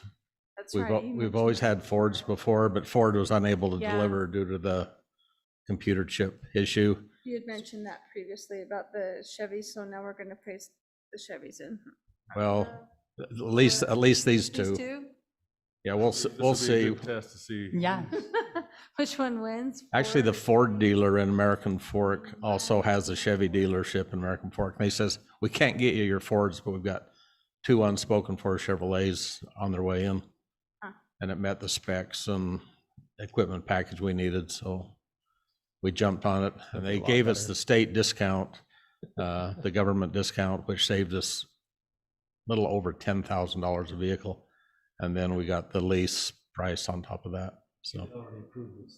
Yeah, this has all been approved already. It's just in case you had any other questions, but. I'll make that motion, Kevin, that we approve this purchase agreement for these 2 police vehicles with Zions Bank for resolution 2021-H. I'll as stated in second. 8. I'll second. We have a motion by Gibson, a second by Arrington. All vote. Arrington? Yes. Bailey? Yes. Yuri? Yes. Marriott? Yes. Yes.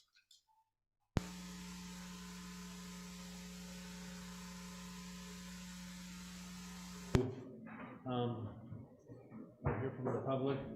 Just let me, before you leave, let me just remind everyone that when we have a closed meeting, we do meet afterwards and discuss the closed meeting, the items that we talked about in the closed meeting. So not to be misunderstood, we don't record closed meetings, and we don't post those meeting notes or the meetings themselves, but we do discuss what happened in the closed meeting afterwards sometimes. So if you see stuff, and it's not because we're like hiding anything, because we do come back after, and you're welcome to come back after if you like. We just don't know how long it'll last. Sure. You open the meeting back up to the public? We did. Absolutely. We don't open anything up to public comment, but it's just like we've been going. So, yeah, no, they're reopened after the closed meeting. So, yeah, we come back into session. Just so you know. I think that we actually have to. The closed meeting has to be part of that, and then we have It's- to come it's back done. into a public to close the public. We do. And we have staff reports and everything else we go through. So. And the closed meeting has to be for a specific purpose, which Yes, do we Yeah, need a there's closed meeting specific, today? we don't have it. Oh, a see need how easy that was? today, but there's specific Sit back down. purposes outlined in state law. To discuss Yeah. personnel. Purchase or negotiations for, yeah, real property. There's very specific guidelines, and we adhere to those in state law.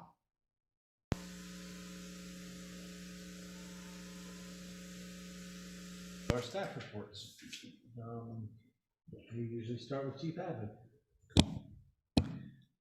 Just a couple of things. We're staying busy. We did have our new hire that was approved in July start last week. His name is Paul Smith, the 23-year police veteran out of Southern Utah. And he lives here in the city now, and comes highly recommended. We knew of him because he was a part-timer for us for the last year. And we're happy to have him aboard. He's doing real well.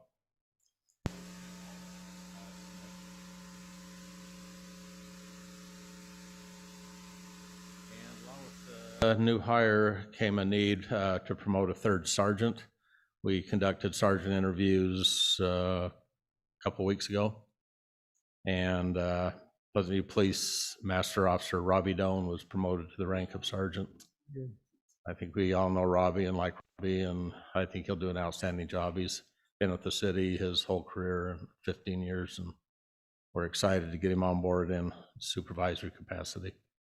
So he's started this week. How does that work? You have a sergeant on each shift? How does that? Yeah, we have 3 sergeants now, and 2 of them are gonna cover the late afternoon, evening, 7 days a week, 12 hours a day. So that'll give us some not only backup coverage, but supervisory coverage, which can be a liability.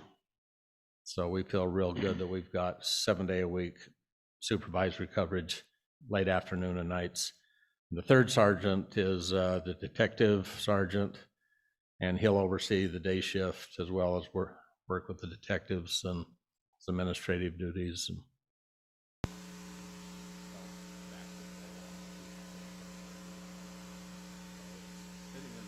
so well. We're finally getting enough puzzle pieces here to make a picture. It's looking well. We appreciate the help in getting these men hired and promoted.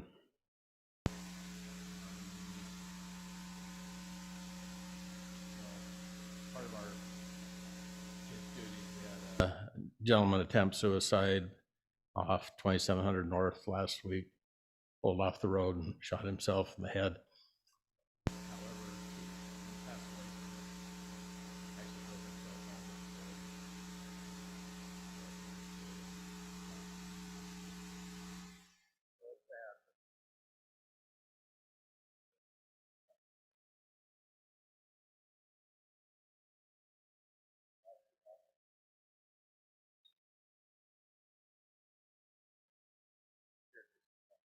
This and be okay.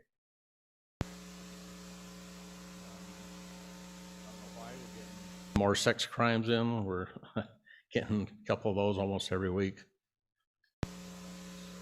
One detective assigned to most of the sex crimes, and he's got several he's working on, keeping us busy with that, as well as the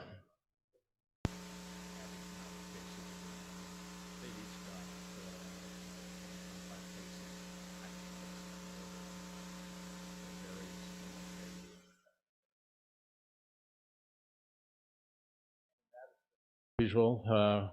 We're getting quite a few police calls and assists and domestics and this type of stuff. But the guys are doing well and handling them well, and we're keeping up on it.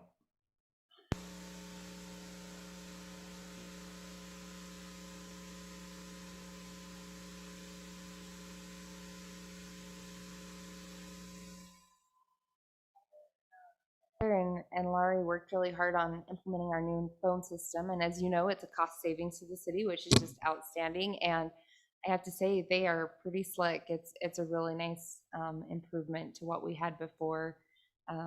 Caller ID and different features that we didn't have fully before. So it's fantastic. Appreciate all the efforts of the staff to get us there.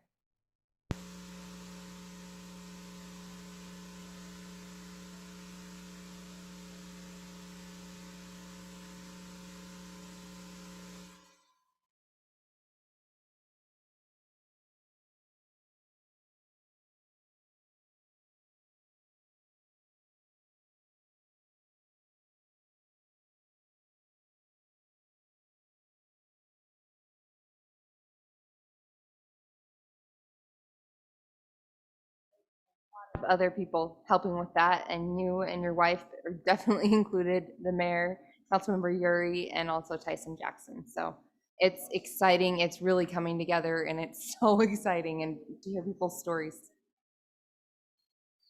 You gonna make Veterans Day? No, we're there. Are the slabs somewhere in Africa, or where did they?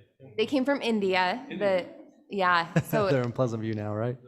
yes. The funny thing is, the slabs are not as much the concern. It's getting the concrete. While we're on the subject, sorry to go down this rabbit hole, but it's what I'll talk about. I'll do me now. So pull me into it.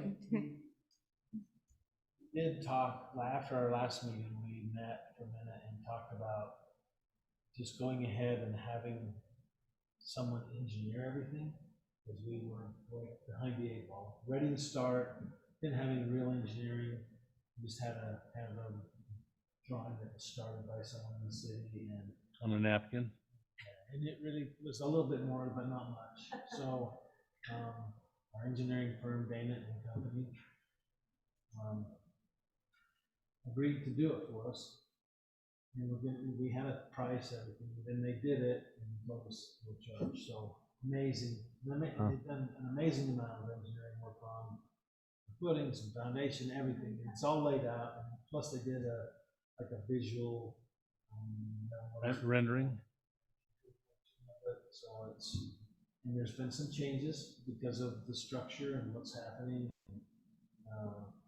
Need for flagpoles, some were eliminated, some were being replaced. And it was It was a pretty good chunk of donation. It was- Yeah, we need it to last, and that, I mean, it needed to be engineered right, Yeah, so and that's the we've- right thing, We're so, gonna go ahead and just pay for the engineering that they donated. That's so sweet. very good. Plus, there's been some other large donations, so yeah. Financially, we'll get there. We're not there yet, but financially. We're getting very close, and we will have letters, I'll have more letters to sign at the next council meeting too. Just encouraging, inviting more people to participate, some of our state leaders, our federal elected officials. You know, I think it's a really great opportunity for them to get involved and support the veterans, and so just inviting them to contribute as well. Can we do like a thank you note too for, maybe include that as well for Dana and those guys? Oh, absolutely, absolutely. That's a great idea. Positive cards, because, you know, for a while there, it was all these sympathy ones, so let's make it more upbeat, please. Definitely. Good thought.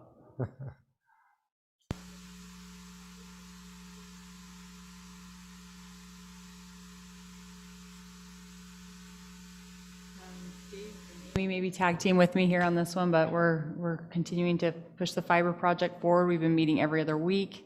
We sent out our RFPs, and we'll be doing some interviews with a couple of companies that are coming up. And we'll, as soon as we assess what we've got there, then we'll bring it to the council and let you know what our findings are, and then we'll be able to move forward from there. But we're so grateful for our committee that's so technically just robust. They're amazing. The committee's been really good, huh, Dave? That's been awesome. Everybody's been working really hard, and it's kind of exciting to see what's coming down. So. Yep. Our president just, and the House of Representatives just passed a huge infrastructure bill that has fiber in it. Can we, Hoping to get We to are. tag onto that somehow. We feel like our But- timing's really good too. Yeah, right now I don't know what's available, but 5 trillion or whatever it's gonna be, we might as well Well, get. there you go. I get mean, a as little well. bit to Ours have- will be pennies to to that. have that here in our city. Then- Does the state have to tag onto that in order for municipalities to get it? So it depends on how I'll have to look into it, how it's crafted, because some of those come through your congressional delegates. They apply for you. Some of them you can apply directly, but it is nice to have them apply for you, because then they're kind of an advocate for you, but it gets a little bit complicated in that sense too. So. I'm sure there will be many cities trying to get some of that money, but But to Councilmember Arrington's point, with where we're at in the process, I think it does give us an advantage point for sure. Yeah, for sure. And then also, Sarah, you can jump in on this one if you want to too, but Sarah and I are working on a committee for the pickleball courts. We've got some great community involvement. Right now, they've got a logo, and they're working on setting up a tax-free entity so that we can accept donations. So again, we'll kind of keep you abreast of what's going on there, but things are kind of moving forward in that. Do we have a site kind of located for that, or? Yeah, and we're is that gonna, secret? no, we're gonna approach the council on that too with our ideas of where we want to put that. And It's been going really well, and they've already received it. I think that's safe to say, an intent to a fairly substantial donation by a private resident. And, you know, very well thought out. They're gonna bring a presentation. We've met several times and gathering information, and I think that you guys will be well pleased. It's gonna be separate from City Park though, right? It's gonna be a different location. no, we're gonna try and keep it at City Park actually, and we'll present the reasons why think to the you'll- council. Yeah. So we'll give you reasons. I think you'll like it. I You- can see pluses and minuses too. I mean, Definitely. there's not a lot of Yes. room down there. Yeah. The presentation, these residents are very passionate about this. They've done a lot of research. They're gonna. I think it'll be fun. they're on the have a lot committee of with people you. who It's are awesome. very interested in this. Right, and there's some good just things that have come up with City Park that are making it even better to be. So, well, you're really excited. I think you'll be happy when you hear it. I And really a do. quick note on that too, the intent is really to keep city funding to a minimum, really looking at that fundraising, and then also possible grant applications with that, so. Or this is what we would like to do, partner with us. Is that like some ramp money potentially? with Mhm. that? Yeah, That's a great thing. I think it's Sorry, you had a question? definitely popular. yeah. No question. I So just that's all I've got. have in my head where I think it should be, and I'm gonna bet. We got a tennis court up in Polpatch that I know. A lot of land Can over we there. just, can we move that concrete down here? I can't play pickleball, but it makes Councilwoman Arrington happy. Right. and I'm happy. Hey, Steve's in with me on this. I know. absolutely. It's I'm fun, down. huh? Right. It's amazing how many people in our little community love pickleball. Even an old fat man can play it. I can't play it as well as Ann. I even heard from the North Ogden residents that like to come over here lately, so it's, they need, Pretty Goes by, awesome. somebody doesn't ask them, when are we getting more pickleball? We're working on it. We You are know- working hard. Plain City, I go by Plain City pickleball courts quite often, and very seldom are they packed. Because the mosquitoes. But this here, it's the view, it's whatever. I mean, it is just a beautiful court. thanks for making sure there's no It is. mosquitoes. That's It's what it always is. packed there. Every time I go down there to do a count, it's like, oh my gosh. Yeah, I had someone text me the other day, we have 16 people on the court and 19 waiting to play. Wow. So, It's gonna get worse too because it's not so hot, right? Well, maybe that's part of it, right? It's there's not a lot of time that they can use right now, but the Well, and fall and this- spring is heavily used. The schools have painted lines for indoor use and, working with rec with that, you can, Not the same. but I'm talking about during the cold times. Put a bubble over it, just like the. anyway, that's all I've got. Thanks. Just want to thank Jill, Dana, and Amy and Tyson, and, we've been meeting on this ordinance, this MEW, and really working hard on this language, and I appreciate staff and all that you guys have been willing to do, and I think that, as Steve mentioned, we want to get this right, and so we have a little bit more time to adjust some of the language and make things, polished, refined, and hopefully come back. Should be easy to approve next time. Oh, yeah, absolutely. I think it's a win-win for the city and also helping educate the developer and other potential people who come in to see how this works, and it's been a good project to work on, and so I just really appreciate staff and Amy and all of her efforts with the veterans line, like you mentioned, and she is such a hard worker, even while on maternity leave, but not really, even when she's off. And Sam's not even here. We really got an amazing person in Amy, and our city is very blessed to have you, so thank you. There's always room for improvement, so Thank you. you're welcome, but. Councilman Mary. I think most everything's been talked about, but I did hear a lot of good positive stuff. I wasn't able to attend, but the food trucks and the event this week was really pretty well attended. So that's really cool. Yeah. I kicked that little guy's butt. 50-11. It was fun having live music there, having Holly sing, and some people texted and said, "Ooh, can I sing live next time?" Absolutely. Hey, Yeah, Sarah, I I think have a that's a good- suggestion on that food truck. Is just, those signs we put up for the Founder's Day, those little A-frames? I think we should just put one on, Did you Shady see Lane. it? They were out here. Oh, I was yeah. impressed. They were. That's such a great idea. I think you should do that. But Go grab those and put them up. That's a good idea. I do think, Like, maybe just out put a third one. out west, maybe on the roads or Just the something like we did corridors, before. just the 'cause major No, corridors. that's a That's a good great idea. Whose are those? 'Cause I This is didn't They're write ours. this down. The A-frames? Yeah. This is cities, From the just, breakfast. I've just got bring one. them here and they'll go where they need to go. Stole But it? no, that's a great idea. You ended up with one? Yeah, it was in my truck when it was over. We want that back. No, Okay. that's a great idea. Well, it sounds like you're already all over it. Perfect. That's a great idea. I think I might need to get a home occupation for pickleball too, and start selling pickleball. So might get Right, sure, you can start. might We'll get put that an going. A-frame in front of your house. No, right there. That's all I have.